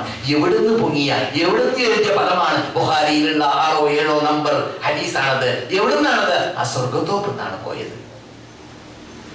സ്വർഗത്തോപ്പ് കേൾക്കുമ്പോൾ ആരും മനസ്സിലാക്കരുത് 2 റക്അത്തിലൂടെ മാത്രം കിട്ടുന്നതാണെന്ന് അല്ല. അതിന്റെ പിന്നിൽ അധ്വാനമുണ്ട്, പ്രയാസമുണ്ട്, മുൾപട്ടിണിയുണ്ട്, അരപ്പട്ടിണിയുണ്ട്. നാം അതിലൊക്കെ പിന്നിലാണ്. നമ്മെ സംസ്കരിക്കാൻ കിട്ടുന്നില്ല, പിന്നെയല്ലേ മറ്റു കാര്യങ്ങൾ. മെമ്മറി അറ്റൊക്കെ കാട്ടും ചെയ്യും. പക്ഷെ ബാങ്ക് വിളിക്കുമ്പോൾ നോക്കാൻ എത്ര മണിക്കൂർ ഉറങ്ങി എന്നുള്ളതാണ്. ശരിയായിട്ടില്ലല്ലോ ഉറക്കി, ഒന്ന് പൂർത്തിയാക്കണം. അതാണ് അത്രയുള്ള വില, അത്രയുള്ള വില. എന്തിന്? നമസ്കാരത്തിന്. ഈ പ്രപഞ്ചത്തെ സൃഷ്ടിച്ച കാരണമാകുന്ന ഇബാദത്ത്, ആ പ്രപഞ്ചത്തിന്റെ മധ്യത്തിൽ സൃഷ്ടിച്ച കാബ, ആ കാബയെ മുന്നിട്ട് നമസ്കരിക്കുന്ന നമസ്കാരത്തിനോടുള്ള ബന്ധം, പിന്നെയല്ലേ ബാക്കി കാര്യങ്ങൾ. അതാണ് മെയിൻ തത്വം. അതാണ്. നിങ്ങൾ പക്ഷെ പറയും, ആരോടാണ് സംസാരിക്കുന്നത് മൗലവി? ഞങ്ങളൊക്കെ ആ ഇനത്തിൽപ്പെട്ടതല്ല. പക്ഷെ എനിക്ക് പരിചയമുണ്ട്. ഇതേ ഹാളിന്റെ പുറത്ത് ഒരവസരത്തിൽ ക്ലാസ് എടുത്ത് പുറത്തിറങ്ങുമ്പോൾ, ക്ലാസ് എടുത്ത് പുറത്തിറങ്ങുമ്പോഴല്ല, ഒരു ദിവസത്തിൽ ഞാൻ പുറത്തിറങ്ങിയപ്പോൾ ഒരു ആജിയാനെ കണ്ടു. മൂപ്പര് മടക്കെട്ട് കെട്ടിപ്പോ ഒരു പൊക്കലും, എന്നിട്ട് നന്നായിട്ടൊരു വെടിയും സാധു വീടി. ആ സാധു അങ്ങനെ ഞാൻ ചോദിച്ചു, എന്താ ആചാര്യ ഹറമിൽ നിസ്കാരം നടക്കാണല്ലോ? മൂപ്പരുടെ മറുപടി, എനിക്ക് ജലദോഷമാണ്. ഞാൻ കേട്ടതാണ്. മൂപ്പർക്ക് ജലദോഷമാണല്ലോ, അല്ലാഹു റസൂലിന്റെ പള്ളിയിൽ പോയി നിസ്കരിക്കാതിരിക്കാൻ കണ്ട കാരണം. അത്ര വിലയുള്ളൂ മൂപ്പരുടെ ജീവിതത്തിൽ നമസ്കാരത്തിന്. നിങ്ങളെ കുറിച്ചല്ലാട്ടാ, അങ്ങനെയും കൊണ്ട് മനുഷ്യന്മാർ. അതുകൊണ്ട് ഞാൻ മുവഹിദാണ്, ഞാൻ തൗഹീദ് മനസ്സിലാക്കിയ ആളാണ്, ഞാൻ അനാചാരവും അക്രമവും എതിർക്കുന്ന ആളാണ് എന്നൊക്കെ പറഞ്ഞ് നടക്കലല്ല മുഖ്യം. മറിച്ച് ഈ നേതാക്കളിൽ കണ്ടത് നമ്മളിൽ കാണുക, അതിന്റെ ഏതെങ്കിലും ശതമാനമെങ്കിലും കാണുക നമ്മുടെ ജീവിതത്തിൽ. അത് പകർത്താൻ വേണ്ടി, അത് നടപ്പാക്കാൻ വേണ്ടി നാം പാടുപെടുക, പരിശ്രമിക്കുക, എന്നിട്ട് അത് ആസ്വദിക്കുക. പരസ്പരം അങ്ങുമിങ്ങും സഹോദര്യം മദീനത്ത് വന്ന ഉടനെ തന്നെ പഠിപ്പിക്കാൻ വേണ്ടി റസൂലുള്ളാഹി സ്വല്ലല്ലാഹു അലൈഹി വസല്ലം എന്ത് ചെയ്തു? മുആഹാത്ത് നടത്തി. എന്തിനാണ്? ഇവിടെ ദഅവത്ത് നടത്താൻ അനിവാര്യമാണ് ഗ്രൂപ്പിസം ഇല്ലാതിരിക്കുക. ദഅവത്ത് വിജയിക്കാൻ അനിവാര്യമാണ് മുസ്ലിങ്ങൾ ഭിന്നിക്കാതിരിക്കുക. നിങ്ങൾ നരകത്തിന്റെ വക്കിലായിരുന്നു നിങ്ങൾ നിങ്ങളെ പിടിച്ചിട്ട് അള്ളാഹ് നിങ്ങളെ രക്ഷപ്പെടുത്തിയത് മുഹമ്മദിലൂടെയാണ്. മുഹമ്മദിന്റെ പേരിൽ നിങ്ങൾ ഏകീകരിക്കലിലൂടെയാണ്. മുഹമ്മദിന്റെ പേരിൽ നിങ്ങൾ ഐക്യത്തിൽ ജീവിക്കലിലൂടെയാണ്. എത്രത്തോളം ഗവേഷണ വിധേയമായ വിഷയത്തിൽ മുആവിയയും ആയിഷയും അതുപോലെ നമ്മുടെ നേതാക്കളും അവർ തമ്മിൽ അങ്ങും ഇങ്ങും ചർച്ച ചെയ്തിട്ടും മുആവിയ ഗ്രൂപ്പ് എന്ന പേരിൽ ഗ്രൂപ്പ് നാം കേട്ടിട്ടില്ല. അലി ഗ്രൂപ്പ് എന്ന പേരിൽ ഗ്രൂപ്പ് നാം കേട്ടിട്ടില്ല. ഇസ്ലാമിൽ ഗ്രൂപ്പിസം ഇല്ല. അത് പഠിപ്പിക്കാൻ വേണ്ടി ഗ്രൂപ്പിസം ഉണ്ടായാൽ ഐക്യത്തോടു കൂടി എല്ലാ തൗഹീദ് പ്രവർത്തനം നടക്കുന്നത് എങ്കിൽ മുസ്ലിങ്ങൾ വിജയിക്കുകയില്ല എന്ന് പഠിപ്പിക്കാൻ വേണ്ടി റസൂലുള്ളാഹി സ്വല്ലല്ലാഹു അലൈഹി വസല്ലം ഒരു മുഹാജിറും അല്ലെങ്കിൽ ഒരു ഖസ്റജും ഒരു ഔസും രണ്ട് അൻസാരികൾ പരസ്പരം അങ്ങുമിങ്ങും യാ ലൽ അൻസാർ യാ ലൽ മുഹാജിരീൻ എന്ന് അങ്ങുമിങ്ങും എന്തോ വക്കാണമുണ്ടായപ്പോൾ എന്തോ പ്രയാസമുണ്ടായപ്പോൾ പുറത്തിറങ്ങിയപ്പോൾ നേരിട്ട ഒരു പുതപ്പ് വരെ ശ്രദ്ധിക്കാതെ നബിയുടെ ഉടുപ്പ് വരെ ശ്രദ്ധിക്കാതെ അത് വീഴാൻ പോകും പോലെ അവിടെ ഇറങ്ങിയതാണ് റസൂലുള്ളാഹി സ്വല്ലല്ലാഹു അലൈഹി വസല്ലം. അബിദഅവൽ ജാഹിലിയ്യ വഅന ബൈന അദ്ഹുരികും ജാഹിലിയ്യ സിദ്ധാന്തവുമായിട്ട് നിങ്ങൾ നടക്കുകയാണോ? ഭിന്നിപ്പുമായി നിങ്ങൾ നടക്കുകയാണോ? ഇത് മുസ്ലിം ഏകത്വം സഹോദര്യ ബന്ധം എവിടെ പോയി? അത് ജാഹിലിയ്യത്താണ്. ഞാൻ നിങ്ങളുടെ മുമ്പിൽ ജീവിച്ചിരിക്കവേ എന്ന് പറഞ്ഞുകൊണ്ട് റസൂലുള്ളാഹി ആക്ഷേപിച്ചു. റസൂലുള്ളാഹി സ്വല്ലല്ലാഹു അലൈഹി വസല്ലം പറഞ്ഞു, അത് നിങ്ങൾ വിട്ടേക്കൂ, അത് നാളുന്ന സാധനമാണ്. ഏത് വർഗീയത അല്ലെങ്കിൽ ഗ്രൂപ്പിസം. ഒരാൾക്ക് മറ്റാളെ കണ്ടൂടാ. തൗഹീദിൽ നമ്മുടെ ആദർശത്തിൽ ഏകീകരിക്കുന്ന വ്യക്തിയുമായിട്ട് ഒരിക്കലും നാം ഭിന്നിച്ച് നടക്കാൻ പാടില്ല. അവരുമായിട്ട് സലാം പറയണം, അവരോട് സഹകരിക്കണം, അവരുമായുള്ള ഭിന്നിപ്പിനെ അറുതി വരുത്താൻ വേണ്ടി പാടുപെടണം, കഷ്ടപ്പെടണം. എത്രത്തോളം മുസ്ലിങ്ങൾ പിരിവുണ്ടാക്കാൻ, മുസ്ലിങ്ങളുടെ ഇടയിൽ ചോദിക്കാൻ, മറ്റുള്ളവരോട് ചോദിക്കൽ ഇസ്ലാം വെറുക്കുന്ന കാര്യമാണ്. ആ ചോദിക്കാൻ വേണ്ടി ഇസ്ലാം അനുവദിച്ച ഒരു ഭാഗമാണ് മുസ്ലിങ്ങളിൽ ഐക്യമുണ്ടാവാൻ. അനൈക്യത്തിന്റെ പ്രശ്നമുണ്ടായപ്പോൾ മുസ്ലിം ലോകത്തിന് ഒരു വർഷത്തിലുണ്ടായ ലൈലത്തുൽ ഖദ്ർ വരെ റസൂലുള്ളാഹി മറന്നുപോയത് ആ ചർച്ച ഒരു മുസ്ലിം മറ്റൊരു മുസ്ലിമായി വക്കാണം ഉണ്ടാക്കി എന്നതായ വാക്ക് കേട്ടപ്പോൾ റസൂലുള്ളാഹി പറഞ്ഞു, എന്താണ് ലൈലത്തുൽ ഖദ്ർ എന്ന് ഈ മാസത്തിൽ ഈ റമദാനിൽ അള്ളാഹ് എനിക്ക് അറിയിച്ചത് ഞാൻ മറന്നുപോയി. അതുവരെ അള്ളാഹ് അർപ്പിച്ചറിഞ്ഞു. ഭിന്നിപ്പിനോട് അള്ളാഹ്ക്കുള്ള വെറുപ്പ്, അനൈക്യത്തോട് അള്ളാഹ്ക്കുള്ള വെറുപ്പ്. അതുകൊണ്ട് മക്ക കണ്ടുപോകൽ മാത്രമല്ല മുഖ്യം, മദീന കണ്ടുപോകലുമല്ല. പിന്നെയോ ഓർക്കുളം ലോകത്തോട് പഠിപ്പിക്കുന്ന പാഠം പഠിക്കണം. എന്താണത്? ഓർക്കുളം പഠിപ്പിക്കുന്ന പാഠത്തിൽപ്പെട്ടതാണ് ബുദ്ധിക്ക് ഗവേഷണത്തിന് വിധേയമല്ലാത്ത വിഷയം ഒരിക്കലും നാം ഗവേഷണം ചെയ്യാൻ നിൽക്കരുത്. ഗവേഷണത്തിന് വിധേയമല്ലാത്ത വിഷയം ഗവേഷണം ചെയ്യാൻ നിൽക്കരുത്. ഗവേഷണത്തിന് വിധേയമല്ലാത്ത എന്താണ്? ചിന്തിക്കാൻ പറ്റും പണ്ടില്ലാത്ത കാര്യം. എന്താണത്? ഒരാളെ കെട്ടി മറ്റാൾക്ക് വെക്കാൻ പാടുണ്ടോ? ഒരാളുടെ കെട്ടി മറ്റാൾക്ക് കയറ്റി വെക്കാൻ പാടുണ്ടോ? അത് പണ്ടില്ല. അവിടെ ഗവേഷണം ചെയ്യാം. ചോര കണ്ണ് അതൊക്കെ ഗവേഷണം ചെയ്യാം. എന്നല്ലാതെ ഒരു അള്ളാഹുവിനെ വിളിച്ച് പ്രാർത്ഥിക്കുന്നതോടൊപ്പം അള്ളാഹു ശിക്ഷിച്ച കാക്ഷിക്കുന്ന മുദ്രിക്കുന്ന മനുഷ്യന്മാരെ രക്ഷിക്കണേ എന്ന് പാടുണ്ടോ എന്നത് അത് ഗവേഷണ വിധേയമായ വിഷയമല്ല. അതൊക്കെ പണ്ട് ചർച്ച ചെയ്ത് തീരുമാനിച്ചതാണ്. അത് 100 പ്രാവശ്യം അള്ളാഹ് 112 തവണ അള്ളാഹു ഖുർആനിൽ എന്നോടല്ലാതെ പ്രാർത്ഥിക്കാൻ പാടില്ല എന്ന ദുആ എന്ന പദം ഉപയോഗിച്ചുകൊണ്ട് ചർച്ച ചെയ്തപ്പോൾ 40ഓളം തവണ പ്രാർത്ഥന അത് തന്നെയാണ് ആരാധന എന്ന് അള്ളാഹ് തീർത്തു പറഞ്ഞ കാര്യമാണ്. ഉദാഹരണം. അതുപോലെ ഇപ്പോൾ ഗവേഷണ വിധേയം ആക്കാൻ പാടില്ലാത്ത എത്ര കാര്യങ്ങൾ നാം ഗവേഷണം ചെയ്യുന്നു നമ്മുടെ നാട്ടിൽ. മുസ്ലിങ്ങൾ എന്ന് പറഞ്ഞാൽ യഥാർത്ഥത്തിൽ ലോകത്തിൽ മറ്റുള്ളവരുടെ വീക്ഷണത്തിൽ വിപ്ലവം ഉണ്ടാക്കുന്നവര്, പൊട്ടിപ്പുറപ്പെടുന്നവര്, മുദ്രാവാക്യം വിളിക്കുന്നവര്. അല്ലേ അങ്ങനെയല്ലേ ഇപ്പോൾ സംഭവിച്ചിട്ടുള്ളത്? മുസ്ലിം ഭാഷകളെ കുറിച്ചാണ് നാം അത് കേൾക്കുന്നത്, മറ്റു ഭാഷകളെ കുറിച്ച് അതില്ല. പക്ഷേ സന്തോഷകരമെന്ന് പറയട്ടെ, റസൂലുള്ളാഹി കൊണ്ടുവന്നതായ അതേ തൗഹീദിനെ സംരക്ഷിക്കണമെന്ന നിർബന്ധം പുലർത്തിയുകൊണ്ട് 300ഓളം വർഷം മുമ്പ് ഈ നാട്ടിൽ രംഗപ്രവേശനം നടത്തിയതായ നേതൃത്വങ്ങൾക്ക് ഇന്ന് വരെ ഒരു നിലക്കല്ലെങ്കിൽ മറ്റൊരു നിലക്ക് അല്ലാഹു സുബ്ഹാനഹു വ തആല ആ കടിഞ്ഞാൽ പിടിച്ച് മുന്നോട്ട് നീങ്ങാൻ തൗഫീഖ് ചെയ്തുകൊണ്ടേയിരിക്കുന്നുണ്ട്. അല്ലാഹു ഇനിയും ഖിയാമത്ത് നാൾ വരെ തൗഹീദിനെ, ഏകദൈവ വിശ്വാസത്തെ സംരക്ഷിച്ചുകൊണ്ട് മുന്നോട്ട് ഈ ഭരണകൂടത്തെ കൊണ്ടുപോകാൻ അല്ലാഹു ഈ നേതൃത്വങ്ങൾക്ക് തൗഫീഖ് നൽകുമാറാകട്ടെ. അതൊരു സത്യമാണ്, ഒരു യാഥാർത്ഥ്യമാണ്, ഊഹാപോഹങ്ങളല്ല. സംഭവിച്ചു കാണുന്നതാണ് നാം. അനുഭവമാണ്. കഴിഞ്ഞ ആഴ്ച ഷെയ്ഖ് ഹുസൈൻ ആല ഷെയ്ഖ് മദീന മെമ്പറിന്റെ നിലവിച്ചിട്ട് ലോകത്തോട് പറഞ്ഞു, അറബ് രാഷ്ട്രങ്ങളോട് പറഞ്ഞു, ഞങ്ങൾ കാട്ടുമ്പോൾ നിങ്ങൾ കാട്ടിക്കോളി എന്ന് പറയുമ്പോൾ, ഞങ്ങൾ തൗഹീദ് സ്ഥാപിക്കുമ്പോൾ ഭിന്നിപ്പില്ലാതെ നിങ്ങൾക്ക് ജീവിക്കണമെങ്കിൽ, പ്രയാസമില്ലാതെ ജീവിക്കണമെങ്കിൽ തൗഹീദിന് ആവശ്യപ്പെടുന്നതായ ഖുർആനും സുന്നത്തും നിങ്ങളുടെ നാട്ടിൽ, നിങ്ങളുടെ ഭരണകൂടത്തിൽ, നിങ്ങളുടെ വ്യക്തി സാമൂഹിക സാമ്പത്തിക ജീവിതത്തിൽ നിങ്ങൾ നടപ്പാക്കാൻ പ്രീതിപ്പെട്ടാൽ നിങ്ങളുടെ നാടുകളൊക്കെ 90-ൽ പരം മുസ്ലിങ്ങളല്ലേ, 100-ൽ 90-ൽ പരം മുസ്ലിങ്ങൾ ജീവിക്കുന്ന നാടുകളല്ലേ നിങ്ങളുടെ നാടുകൾ? എന്തുകൊണ്ട് നിങ്ങൾ അവഗണിച്ചു ഇവിടെ ഇറങ്ങിയ ഖുർആനിനെ? അതുകൊണ്ടാണ് അപകടം പറ്റിയത്. അതുകൊണ്ട് ഞങ്ങൾ മടങ്ങിയ അതേ തത്വത്തിലേക്ക് നിങ്ങൾ മടങ്ങിയാൽ നിങ്ങൾക്ക് ഞങ്ങൾ അനുഭവിക്കുന്ന ഈ ആസ്വാദനം ഭൂമിയിൽ വെച്ചിട്ട് തന്നെ അനുഭവിക്കാൻ സാധിക്കുമെന്ന ശൈലിയിൽ അദ്ദേഹം കഴിഞ്ഞ വെള്ളിയാഴ്ച ഖുതുബ മദീനത്ത് ഓതിയപ്പോഴും മക്കയിൽ ഓതിയപ്പോഴും പറഞ്ഞത് നിങ്ങൾ ശ്രദ്ധിച്ചു കാണും. ഇതൊക്കെ എന്തെങ്കിലുമല്ലല്ലോ, യാഥാർത്ഥ്യമാണ്. അപ്പോൾ മദീനയിലേക്ക് വന്നു പോകുന്ന എന്റെ ക്ലാസ് മെമ്പർമാര്, സ്ഥിര ക്ലാസ് മെമ്പർമാരാവട്ടെ, മദീനയിലേക്ക് വന്നു പോകുന്ന എന്റെ ക്ലാസ്സിൽ ഇപ്പോൾ ഇരിക്കുന്നതായ അള്ളാഹുവിന്റെ നിവേദക സംഘങ്ങളാവട്ടെ, എല്ലാവരും ശ്രദ്ധിക്കേണ്ട ഭാഗമാണ്. നമ്മുടെ ജീവിതത്തിൽ ചേഞ്ച് വേണം. വടക്കിലാണ് നാമെങ്കിൽ നല്ലതാണെങ്കിൽ ചേഞ്ച് വേണ്ട. അള്ളാഹ് പറയുന്നത് അങ്ങനെയാണ്. ഇന്നല്ലാഹ ലാ യുഗയ്യിറു മാ ബിഖൗമിൻ ഹത്താ യുഗയ്യിറു മാ ബിഖൗമിഹിം മാ ബിഅൻഫുസിഹിം ذلك بأن الله لم يغير نعمة أنعمها على قوم حتى يغيروا ما بأنفسهم.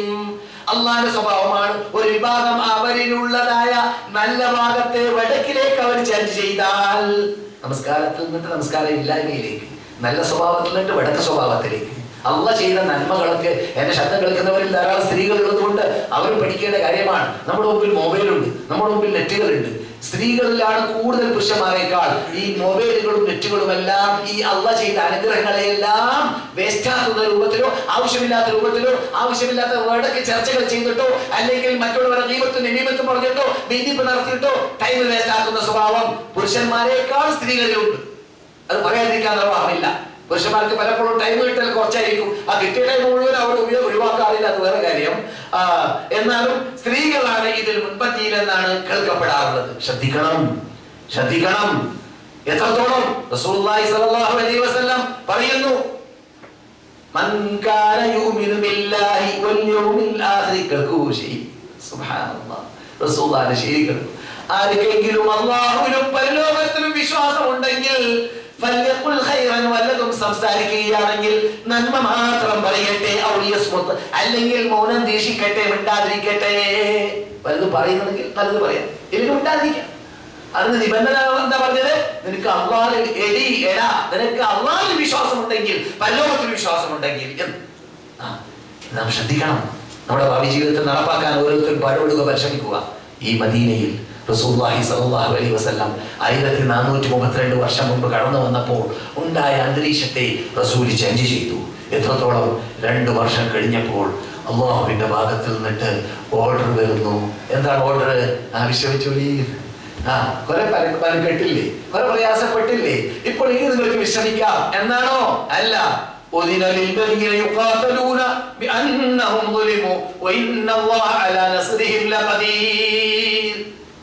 ഇതുവരേക്കും നിങ്ങളോട് വാളെടുക്കാൻ അനുവദിച്ചിട്ടില്ല. ഇതുവരെ നിങ്ങൾ ഓടലല്ലാതെ അങ്ങട്ടെറിയാൻ അനുവദിച്ചിട്ടില്ല. ഇതുവരെ നിങ്ങൾ കേൾക്കലല്ലാതെ അങ്ങോട്ട് ശകാരിക്കാൻ അനുവദിച്ചിട്ടില്ല. ഇപ്പോൾ അങ്ങനെയല്ല.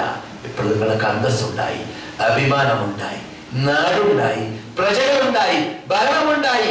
ഇനിമേൽ നിങ്ങൾ എന്ത് ചെയ്യണം? അനുവാദം നിങ്ങൾക്ക് ലഭിച്ചു, എടുത്തോളി വാള്. നിങ്ങൾ നാട് കടത്തിയവരോട് പകരം ചോദിച്ചോളി. അവിടെ മുതൽ 70ഓളം പോരാട്ടം.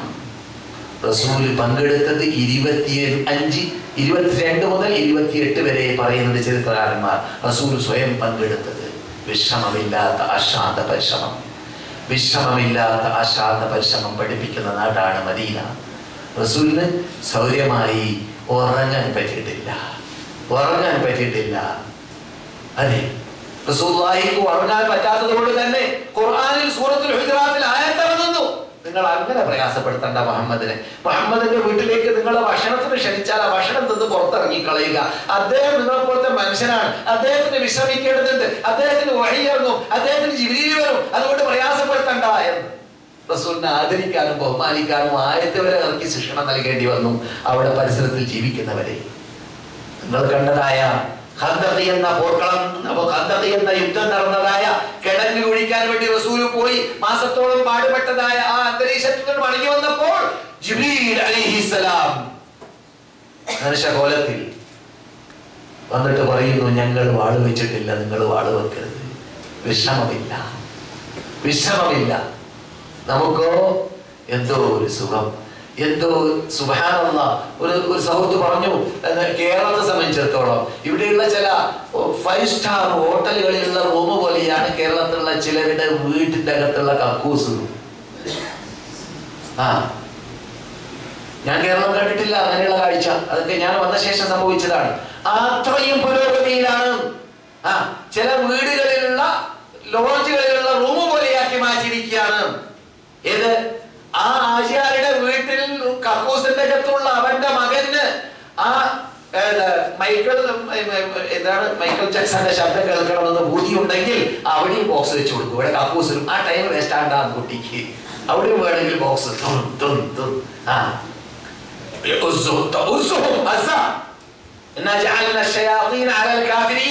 സത്യനിഷേധികൾക്ക് പിശാചിനെ നാം എന്ത് ചെയ്ത് വിട്ടിട്ടുണ്ട്? അവരെങ്ങനെ കിട്ടിക്കൊണ്ടേയിരിക്കും, അവരെ ഇളക്കിക്കൊണ്ടേയിരിക്കും. ആ ഇളക്കുന്ന സ്വഭാവം ആജിമാരുടെ മക്കളും അമൃക്കാരുടെ മക്കളും ഇളകുമ്പോഴാണ് നമുക്ക് ബേജാറ്. പറ്റൂല. മക്ക കണ്ടവൻ, മദീന കണ്ടവൻ നാട്ടിലേക്ക് എത്തിക്കഴിഞ്ഞാൽ അവന്റെ ജീവിതം മക്കീകരിക്കാൻ, മദീനീകരിക്കാൻ, സ്വർഗത്തോപീകരിക്കാൻ, ഖുർആനീകരിക്കാൻ പരിശ്രമിക്കണം, സുന്നത്ത് പഠിപ്പിക്കണം.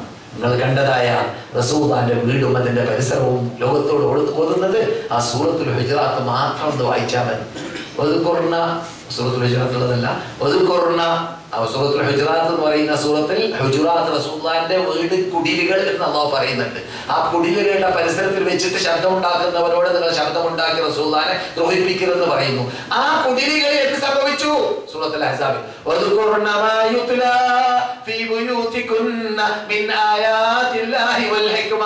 നിങ്ങളുടെ വീടുകളിൽ ഓതുന്നതായ അല്ലാഹുവിന്റെ ദൃഷ്ടാന്തങ്ങളാകുന്ന ആയത്തുകളും അതിന്റെ വിശദാംശങ്ങളാകുന്ന ഹദീസുകളും നിങ്ങൾ സ്മരിച്ചുകൊണ്ടേ പഠിച്ചുകൊണ്ടേ ഓർത്തുകൊണ്ടേ ഇരിക്കണമെന്ന് റസൂലുള്ളാഹിന്റെ ഭാര്യമാരോട് അല്ലാഹു കൽപ്പിക്കുന്നു. ആ ഭാര്യമാരോട് കൽപ്പിച്ച അന്തരീക്ഷത്തിലാണ് നിങ്ങൾ ഇപ്പോൾ മസ്ജിദ് നബവിയുടെ പരിസരത്തുള്ളതായ ഇരുമ്പ് വേലി കെട്ടിയതായ ആ സ്ഥലം കാണുന്നത്. നിങ്ങൾ ഓർത്തിട്ടുണ്ടോ? ഈ ഇരുമ്പ് വേലി കെട്ടിയ സ്ഥലത്ത് പണ്ട് ജീവിച്ചവരാരാണെന്ന്? ആ ജീവിച്ചവരിൽ പെട്ട ആളാണ് നമ്മുടെ ഉമ്മ ആയിഷ. ആയിഷ പറയുന്നു, ഒരു നിലാവ് ഉദിക്കുന്നു അസ്തമിക്കുന്നു, പിന്നെ ഉദിക്കുന്നു അസ്തമിക്കുന്നു, പിന്നെ ഉദിക്കുന്നു അസ്തമിക്കുന്നു. 3 മാസം ഞങ്ങളുടെ അടുക്കളയിൽ തീ പിടിപ്പിച്ചിട്ടില്ല, തീ കത്തിച്ചിട്ടില്ല. ഞങ്ങൾ പട്ടിണിയിലാണ്. ഞങ്ങളുടെ കൂടെ വെറും ഈത്തപ്പഴവും വെള്ളവും അല്ലാതെ മറ്റൊന്നുമില്ല. ഈ ഇസ്ലാമിന് ആദ്യമായിട്ട് പട്ടിണി കിടന്നവരുടെ വീട്ടിന്റെ സ്ഥിതിയാണ് നിങ്ങൾ കേട്ടത്. നമുക്കൊക്കെ എത്ര സുഖം, എത്ര ആഡംബരത്തിൽ ജീവിക്കാനുള്ള സൗകര്യങ്ങൾ. എന്നിട്ട് പോലും റബ്ബിനോട് മല്ലിടുന്ന സ്വഭാവമല്ലാതെ പലരിലും ഇല്ല. നിങ്ങളെ കുറിച്ചല്ല. അല്ലാഹു കാത്തുരക്ഷിക്കട്ടെ. മാറണം. അതാണ് ഞാൻ പറഞ്ഞത്. മക്ക കണ്ട്, മദീന കണ്ട്, സ്വർഗത്തോപ്പ് കണ്ട് പിന്നെ നാട്ടിലേക്ക് എത്തുമ്പോൾ സ്വർഗത്തോപ്പിൽ ഇരുന്നു കൊണ്ട് അവിടെ 2 റക്അത്ത് നിസ്കരിക്കാൻ ലൈൻ നിന്ന് ഞാൻ പലിശ ബാങ്കിൽ ലൈൻ നിൽക്കാനോ? അല്ലാഹുവോട് മല്ലിടുന്ന പലിശ ബാങ്കിൽ ലൈൻ നിൽക്കാനോ? പറ്റൂല. അശ്ലീലങ്ങളുടെ മുമ്പിൽ ഇരിക്കാനോ? ഈ കണ്ടുകൊണ്ട് കണ്ടുകൊണ്ട് പറ്റൂല. അത് ഇനിയില്ല. അത് ഞാൻ ചെയ്യൂല. അതിനുള്ള സത്യപ്രതിജ്ഞ ഇവിടുന്ന് ചെയ്യണം. താടി ഇല്ലാത്തവൻ താടി വെക്കാൻ ഇവിടുന്ന് പുരുഷൻ ഒരുങ്ങണം. റസൂലുള്ളാഹിയോട് കൂടി ജീവിച്ച ലക്ഷത്തോളം വരുന്ന സഹാബാക്കൾ ആരും താടി വെടിച്ചിട്ടില്ല. കാരണം അവർക്കറിയാം താടി ഇല്ലാത്ത ജീവിക്കേണ്ടത് സ്വർഗത്തിലാണ്. അവിടെ യുവാക്കളാണ്, അവിടെ താടിയില്ല പുരുഷന്മാർ. പർദ്ദ ഒഴിവാക്കി പർദ്ദ വലിച്ചെറിഞ്ഞ് ജീവിച്ച സഹോദരിമാർ ഇനി മനസ്സിലാക്കണം.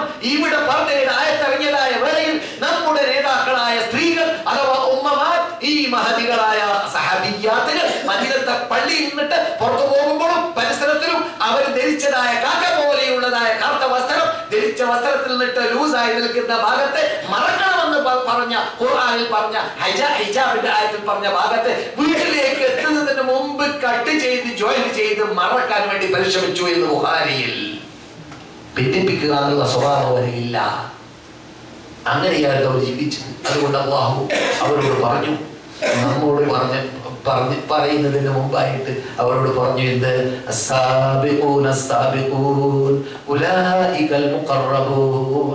ആ മുമ്പന്മാരായ മുഹാജിറുകൾ, മുമ്പന്മാരായ അൻസാറുകൾ ഫസ്റ്റ് സീറ്റിൽ സ്വർഗത്തിൽ റിസർവേഷൻ ചെയ്തവരാണ്, സീറ്റ് റിസർവേഷൻ ചെയ്തവരാണ്. അവരാണ് സാബിഖീങ്ങൾ, മുഖറബീങ്ങൾ, അല്ലാഹുവിലേക്ക് അടുത്തവർ. മുമ്പന്മാരിൽ മഹാസമൂഹം അങ്ങനെയുള്ളവരുണ്ട്. പിന്നെ വരുന്നവരിലും ചുരുക്കം പേരാവിലുണ്ട്. പിന്നെ വരുന്നവരിൽ ചുരുക്കം പേര്. നമുക്ക് ആ ചുരുക്കം പേരാവണം. 1000-ൽ ഒരാള് സ്വർഗത്തിൽ, 999 നരകത്തിൽ. നബിയുനാ മുഹമ്മദ് റസൂലുള്ളാഹി.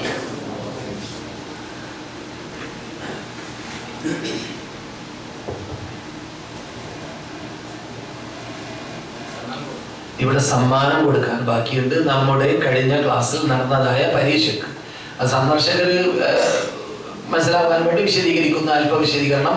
ഇവിടെ ഞങ്ങൾ നടത്താറുള്ള എല്ലാ ബുധനാഴ്ച ക്ലാസ് കുറിപ്പായി നമ്മുടെ മദീന യൂണിവേഴ്സിറ്റി ഉപരിപഠനം നടത്തുന്ന പണ്ഡിതന്മാർ കുറിച്ചിട്ട് അതിനെ വിതരണം ചെയ്യും. അത് വായിച്ചിട്ട്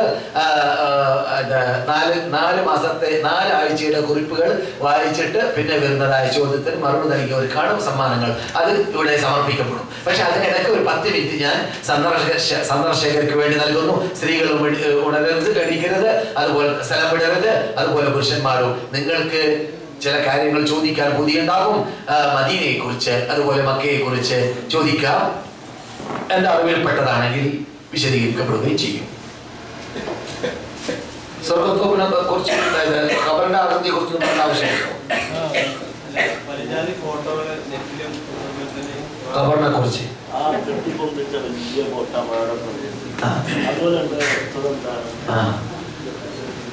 റസൂലുള്ളാഹി സ്വല്ലല്ലാഹു അലൈഹി വസല്ലമിന്റെ ഖബർ, റസൂലുള്ളാഹി സ്വല്ലല്ലാഹു അലൈഹി വസല്ലം വഫാത്തായതായ കാലഘട്ടം മുതൽ നബിയുടെ ഖബർ ഹിജ്റയുടെ 80ാമത്തെ വർഷം വരെ, 80ാമത്തെ ഹിജ്റയുടെ വർഷം വരെ, ഇപ്പോൾ ഹിജ്റയുടെ 1432ാമത്തെ വർഷത്തിലാണ് നാം.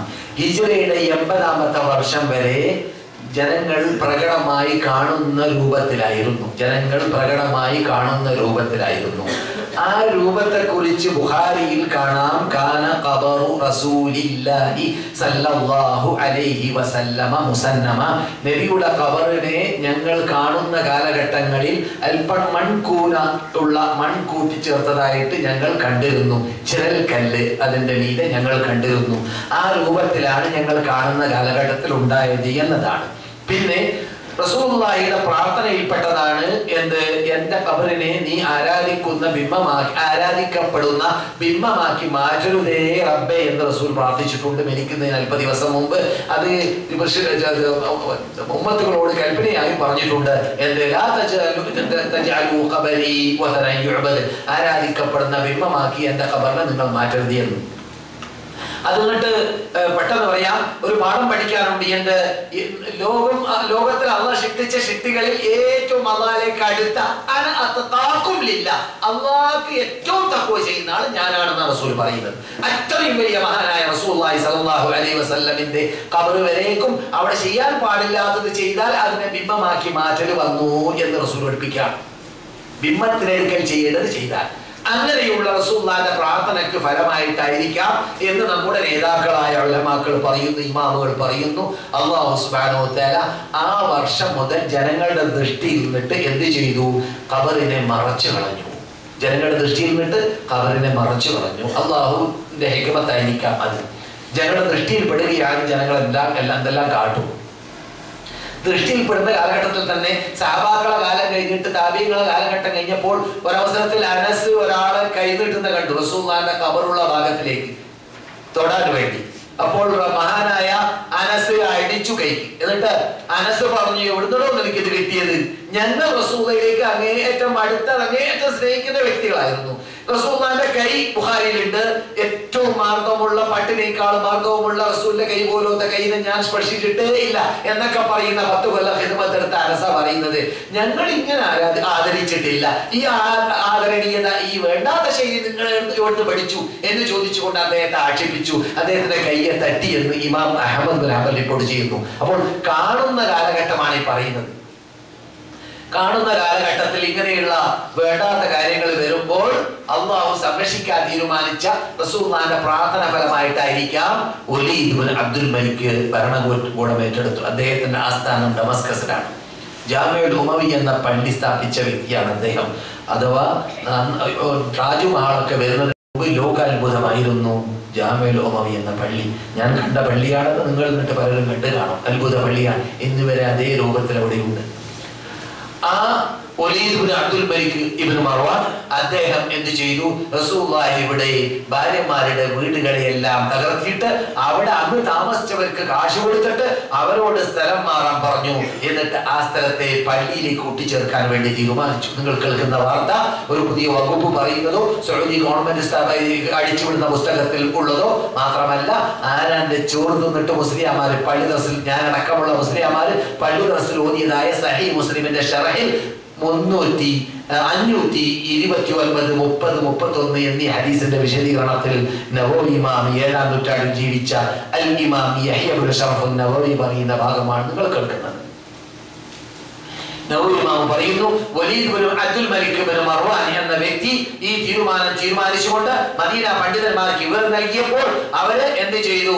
ആ വീടുകളെയൊക്കെ വാങ്ങിയിട്ട് മദീന നേതൃത്വങ്ങൾക്ക് ആ സ്ഥലത്തുള്ള വീടുകളെ എല്ലാം വിലക്ക് വാങ്ങി എന്നിട്ട് അവകളെ തകർത്തി ആ സ്ഥലത്തെ പള്ളിയിലേക്ക് കൂട്ടിച്ചേർത്തു. അപ്പോൾ മുമ്പ് റസൂലുള്ളാഹിയുടെ ഖബറിൽ ഉണ്ടായ സ്ഥലവും അബൂബക്കർ ഉമറിന്റെ ഖബറുണ്ടായ സ്ഥലവും പള്ളിയുടെ മധ്യത്തിലായി മാറി. ഇപ്പോൾ മറ്റു ഭാഗങ്ങളിൽ പള്ളിയായല്ലോ. അപ്പോൾ അന്ന് ജീവിച്ചതായ പണ്ഡിത നേതൃത്വങ്ങൾ അറിയപ്പെടുന്നതായ സഈദ് ഇബ്നുൽ മുസയ്യിബിനെ പോലത്തെ താബിഈങ്ങളുടെ നേതാവ്, ഉർവത്ത് ഇബ്നു സുബൈറിനെ പോലത്തെ താബിഈങ്ങളുടെ നേതാവ്, അവരൊക്കെയാണ് ഇവിടെ ജീവിക്കുന്നത്. അവർ ആവശ്യപ്പെട്ടതനുസരിച്ചിട്ട് വൻ മതിൽ ഉണ്ടാക്കാൻ തീരുമാനിച്ചു. അങ്ങനെ 5 കോണുള്ളതായ വൻ മതിൽ കൊണ്ട് ഈ റസൂലുള്ളാഹിന്റെ ഭാര്യ ആയിഷയുടെ വീട് ഉൾക്കൊള്ളുന്നതായ, റസൂലുള്ളാഹിന്റെ ഖബർ ഉൾക്കൊള്ളുന്നതായ ആ സ്ഥലത്തെ വരയും ചെയ്തുകൊണ്ട് 5 കോണുള്ളതായ വൻ മതിൽ കെട്ടപ്പെട്ടു. ഈ വൻ മതിൽ കെട്ടപ്പെട്ടതായ സന്ദർഭത്തിൽ അതിന്റെ മേൽഭാഗം മഴ ഇറങ്ങാതിരിക്കാൻ വേണ്ടി മൂടപ്പെടുകയും അപ്രകാരം തന്നെ വാതിലില്ലാതെ കെട്ടപ്പെടുകയും ആദ്യം കെട്ടിയ കാലഘട്ടത്തിൽ 2 വെറും മരം കൊണ്ടുള്ളതായ, ഞങ്ങളുടെ ഭാഷയിൽ ഞാൻ കാസർഗോഡാണ്, കിളിവാതിൽ എന്ന് പറയും. ജനവാതിൽ, കിളിവാതിൽ. കിളികൾക്ക് കടക്കാനേ പറ്റുള്ളൂ, ജനങ്ങൾക്ക് കടക്കാൻ പറ്റൂല. ആ സൈസിലുള്ള 2 കിളിവാതിലുകൾ മീതെ ഉണ്ടായിരുന്നു ആ വൻമതിലിൽ നിന്ന്. അതും പിന്നെ ഇല്ല എന്നാണ് പിന്നെ സമൂഹിയൊക്കെ പുസ്തകം എഴുതിയപ്പോൾ എഴുതിയത് 9-ാമത്തെ നൂറ്റാണ്ടിൽ. അപ്പോൾ നിങ്ങൾ കേൾക്കുന്നതായ ഹിജ്റയുടെ 80-ാമത്തെ വർഷം മുതൽ 91 വരേക്കും ഏകദേശം ഭരണം നടത്തിയതായ കാലഘട്ടത്തിലായിരുന്നു ഈ വൻമതിൽ വരുന്നത്. പിന്നെ ആരാണ് ക്യാമറയുമായിട്ട് ഫോട്ടോ എടുക്കാൻ പോയത്? ക്യാമറ കണ്ടുപിടിച്ചിട്ട് 100 കൊല്ലമായില്ലല്ലോ. ക്യാമറ ഇപ്പോഴല്ലേ കണ്ടുപിടിച്ചത് കൂട്ടരെ. അവിടെ വർക്ക് ചെയ്ത ആളാണ് ഈ സംസാരിക്കുന്നത്. 6 കൊല്ലം അതിന്റെ അകത്ത് വർക്ക് ചെയ്ത ആളാണ് ഇവൻ. അഭിമാനം പറയല്ല, അള്ളാഹു തൗഫീഖ് ചെയ്തതാണ്. ഞാൻ വിദ്യാർത്ഥിയായി മദീന യൂണിവേഴ്സിറ്റിയിൽ പഠിച്ചിരുന്ന കാലഘട്ടങ്ങളിൽ മസ്ജിദ് നബവിയുടെ അകത്ത് റസൂലുള്ളാഹിയുടെ അന്ത്യവിഷം കൊള്ളുന്ന ഖബറിന്റെ പരിസരത്തിൽ നിൽക്കുന്ന ആ മൗലവിയും പോലീസും നിൽക്കുന്നുണ്ടല്ലോ. ആ മൗലവിയുടെ സ്ഥാനത്ത് അവിടെയുള്ള മിശ്രഹ് എന്ന് പറയുന്ന അറബിയുടെ ഡ്രസ്സ് ധരിച്ചുകൊണ്ട് ഞാൻ നിന്നിരുന്ന 6ഓളം വർഷം. ആ കാലഘട്ടത്തിൽ 74 മുതൽ 82 വരെയുള്ള വർഷത്തിൽ ഏതോ ഒരു വർഷങ്ങളിലാണത്. നമ്മുടെ നാട്ടുകാർക്ക് പരിചയമുള്ള വർഷമായതുകൊണ്ടാണ് അത് പറയുന്നത്. ആ കാലഘട്ടത്തിൽ അവിടെ വർക്ക് ചെയ്ത ആളാണ് ഞാൻ. അതുകൊണ്ട് 100 പറയുന്നത് 5 5 10 10 അല്ല 9 അപ്പോൾ നാം പഠിച്ചു വന്നത് എന്താണ്? നാം കാണുന്നത് എല്ലാം ദീനിന്റെ പേരിൽ കൃത്രിമങ്ങൾ ലോകത്ത് നടക്കുന്നു. എത്രയോ കൃത്രിമങ്ങൾ ഇപ്പൊ അടുത്ത കാലഘട്ടങ്ങളിലായി സുഹൃത്തുക്കൾ എന്റെ ഇമെയിലൊക്കെ അയച്ചു തന്നു. ഏതോ തള്ളമാരുടെ മുടികളെ ഒരുമിച്ച് കൂട്ടിയിട്ട് റസൂലുള്ളാഹിന്റെ മുടിയാണെന്ന് വാദിച്ചു. അല്ലാഹു അഅലം. എങ്ങനെയാണ് അങ്ങനെ വാദിക്കുക? ഞാൻ നെറ്റിൽ കണ്ടതാണ്. അങ്ങനെ വാദിക്കുന്നുണ്ടെങ്കിൽ യഥാർത്ഥത്തിൽ റസൂലുള്ളാഹിയുമായിട്ട് ബന്ധപ്പെട്ടതായ ആധാറുകളൊക്കെ എന്റെ അറിവനുസരിച്ചിട്ട് 1-ാം നൂറ്റാണ്ട് സമാപിക്കലോടുകൂടി ലോകത്തിൽ അവ്യക്തമാവുകയോ അല്ലെങ്കിൽ പ്രകടമല്ലാതെയായി മാറുകയോ അല്ലെങ്കിൽ അറിയപ്പെട്ട മ്യൂസിയമുകളിൽ കയറിക്കൊള്ളുകയോ ചെയ്തിട്ടുണ്ട്. അതല്ലാതെ പുതിയതായിട്ട് നമ്മുടെ വിവരത്തിലൊന്നുമില്ല. അങ്ങനെ ഉണ്ടെങ്കിൽ ഈ 1300 കൊല്ലം എവിടെയായിരുന്നു ഈ മുടി? എവിടെയായിരുന്നു 1300 കൊല്ലം, 1400 കൊല്ലം? അത് കാണേണ്ടതായിരുന്നു. അതൊരു ഉദാഹരണം മാത്രമാണ്. അള്ളാഹുവിന്റെ നബി ആചരിക്ക് നയിക്കട്ടെ. ഒരിക്കലും റസൂലുള്ളാഹിയുടെ ശരീരവുമായി പരിശുദ്ധമായി സ്പർശിച്ചു നിൽക്കുന്ന മുടി അടക്കമുള്ളതായ സാധനത്തോട് നമുക്ക് അവഗണനയോ വെറുപ്പോ ഒരിക്കലുമില്ല. ഇസ്ലാം അതിൽ പുണ്യമുണ്ട് എന്നാണ് പറയുന്നത്, പുണ്യമില്ല എന്ന് പറയുന്നില്ല. അത് റസൂൽ നൽകിയതായ പ്രത്യേകതയാണ്. റസൂലുള്ളാഹി സ്വല്ലല്ലാഹു അലൈഹി വസല്ലം മറ്റു പക്ഷന്മാരെ പോലെയല്ല. ഖുർആൻ പറയുന്നുണ്ട്,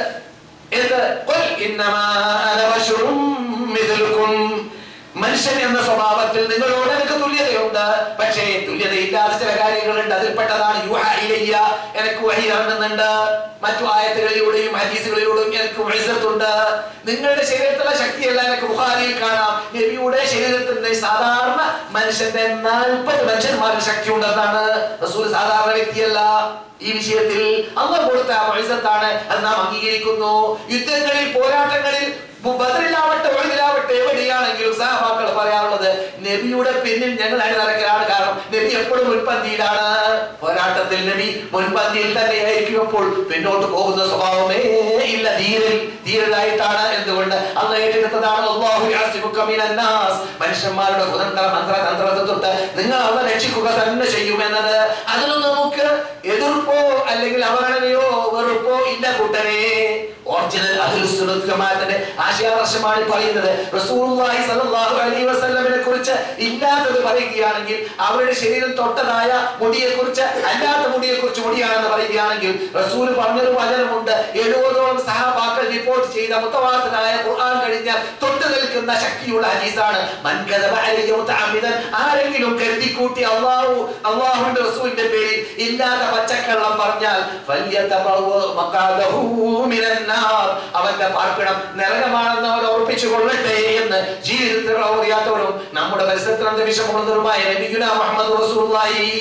അത് തന്നെയാണ് റസൂലുള്ളാഹിന്റെ ഖബറല്ലാതെ വേറെ ഏതെങ്കിലും കോന്തന്മാരുടെ ഖബറുകളോ അല്ലെങ്കിൽ നല്ല മനുഷ്യന്മാരുടെ ഖബറുകൾ തന്നെ ആ ഖബറിലുള്ള ഖബറാളിയുടെ അനുവാദം കൂടാതെ കെട്ടിപ്പോക്കിയതായ അങ്ങനെയുള്ള കോലങ്ങളെ ഓരോ കൊല്ലത്തിൽ ഓരോ കോലം ഇങ്ങനെ ഇറക്കിയിട്ട് ഇത് റസൂലുള്ളാഹിന്റെ ഖബറാണെന്ന് പച്ചക്കള്ളം പറയൽ, അത് യഥാർത്ഥത്തിൽ റസൂൽ മരിക്കാൻ കിടന്നതായ അവസാന നിമിഷത്തിൽ പോലും പറഞ്ഞതായ ആ പദം അതെന്താണ്? നിങ്ങൾ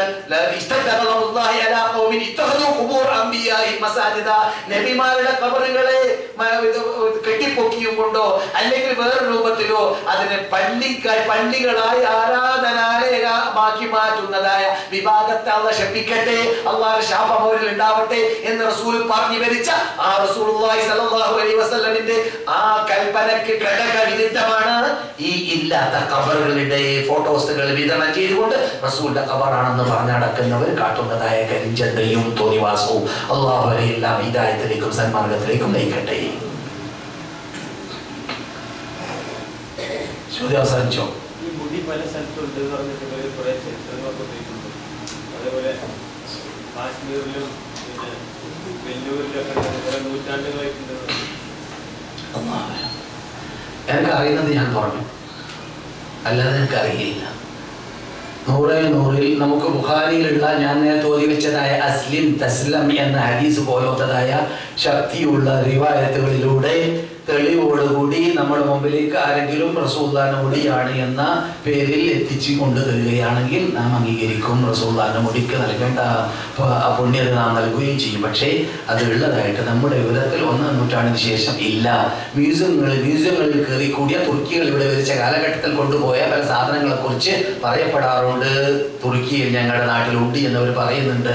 അതിൽ വരേക്കും ചർച്ചയുണ്ട്. കാരണം നമ്മുടെ കയ്യിൽ മുഖൗഖിസ് രാജാവിന് റസൂൽ അയച്ചതായ ആ പഴയ എഴുത്തുകളുടെ കൂട്ടത്തിൽ നിന്നിട്ട് ഇപ്പോൾ നിലവിൽ നിൽക്കുന്നതായ എഴുത്ത് നാം ഈജിപ്തിൽ ഇസ്കന്ദരിയയിൽ ഉള്ളതായ ലൈബ്രറിയിൽ ഉള്ളതായ ആ കോപ്പി കൊണ്ടല്ല നാം അംഗീകരിച്ചത്. പിന്നെയോ ഇമാം ബുഖാരി സനദ് നമ്മുടെ മുമ്പിൽ ഉദ്ധരിച്ചു. ഞാൻ ഇന്നാളെന്നിട്ട് കേട്ടു, ഇന്നാളെന്ന് കേട്ടു, ഇന്നാളെന്ന് കേട്ടു, എന്നിട്ട് അദ്ദേഹം റസൂൽ എന്നിട്ട് കേട്ടു എന്ന് പറഞ്ഞുകൊണ്ട് ഇമാം ബുഖാരി ഉദ്ധരിച്ച ഹദീസിലൂടെയാണ് നാം അംഗീകരിച്ചത്. അങ്ങനെയുള്ള എഴുത്ത് റസൂൽ മുഖൗഖിസ് രാജാവിനും ഹിറഖൽ ചക്രവർത്തിയും നജാശി രാജാവിനും ബഹ്റൈനി രാജാവിനും മറ്റു രാജാക്കൾക്കും അയച്ചു എന്ന വാർത്ത. എന്നല്ലാതെ പിൻകാലഘട്ടത്തിൽ കണ്ടുപിടിക്കപ്പെട്ടതായ എഴുത്തിലൂടെയല്ല, കുറിപ്പിലൂടെയല്ല. കാരണം അത് ശരിയാവാനും ആവാതിരിക്കാനും സാധ്യതയുണ്ട്.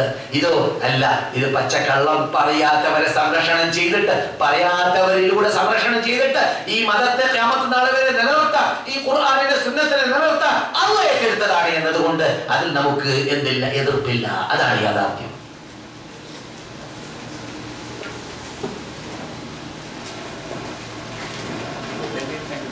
ചോദ്യങ്ങൾക്ക് ഇനി 5 മിനിറ്റ് ശേഷിക്കുന്നു. അത് കഴിഞ്ഞാൽ സമ്മാന വിതരണങ്ങളും അനുവാദം ആവശ്യം സന്ദർശകർക്ക് വേണമെങ്കിൽ എന്ത് പോവുകയും ചെയ്യാം. ചോദ്യം അവസാനിക്കുന്നതിന് മുമ്പ് എല്ലാവർക്കും വേണ്ടിയും ആവശ്യമുള്ളത് ഈ പുണ്യ സദസ്സിൽ വെച്ചിട്ട് അള്ളാഹുവിനോട് ഇവിടെ നിന്ന് ഇതുവരെ കേട്ടതിനെ നടപ്പാക്കാനുള്ള തൗഫീഖിന് വേണ്ടി ചോദിക്കലാണ്. അള്ളാഹു നാം ഇതുവരെ കേട്ടതിനെ ജീവിതത്തിൽ പകർത്താൻ തൗഫീഖ് നൽകുമാറാകട്ടെ, തൗഫീഖ് നൽകുമാറാകട്ടെ. അടുത്ത ഭാവിയിൽ ഇനിയും പുണ്യഭൂമിയിലേക്ക് വരുവാൻ സൽക്കർമ്മങ്ങൾ ചെയ്യുവാൻ ദീർഘായുസ്സും ആരോഗ്യവും തൗഫീഖും അള്ളാഹുവിന് നൽകട്ടെ. നാം ഈ നാട്ടിൽ നിന്നിട്ട് ഉൾക്കൊണ്ടതായ ആ ദഅവത്തിനെ കുറിച്ച് നാം കേട്ടതായ ശൈലിയിൽ അല്ലെങ്കിലും നമ്മുടെ കഴിവിന്റെ പരമാവധിയെങ്കിലും സത്യത്തിന് സത്യം പോലെ ലോകത്തോട് പരിസരത്തിലുള്ളവരോട് എത്തിക്കേണ്ടവർക്ക് എല്ലാവർക്കും എത്തിച്ചു കൊടുക്കാനുള്ള ശാരീരിക സാമ്പത്തിക വിജ്ഞാന ഈമാനിക ശേഷി ആത്മാർത്ഥത നമുക്ക് ഏവർക്കും അള്ളാഹു നൽകുമാറാകട്ടെ. നമ്മൾ എന്നിട്ട് വെച്ച് പുറത്തു കൊടുക്കട്ടെ.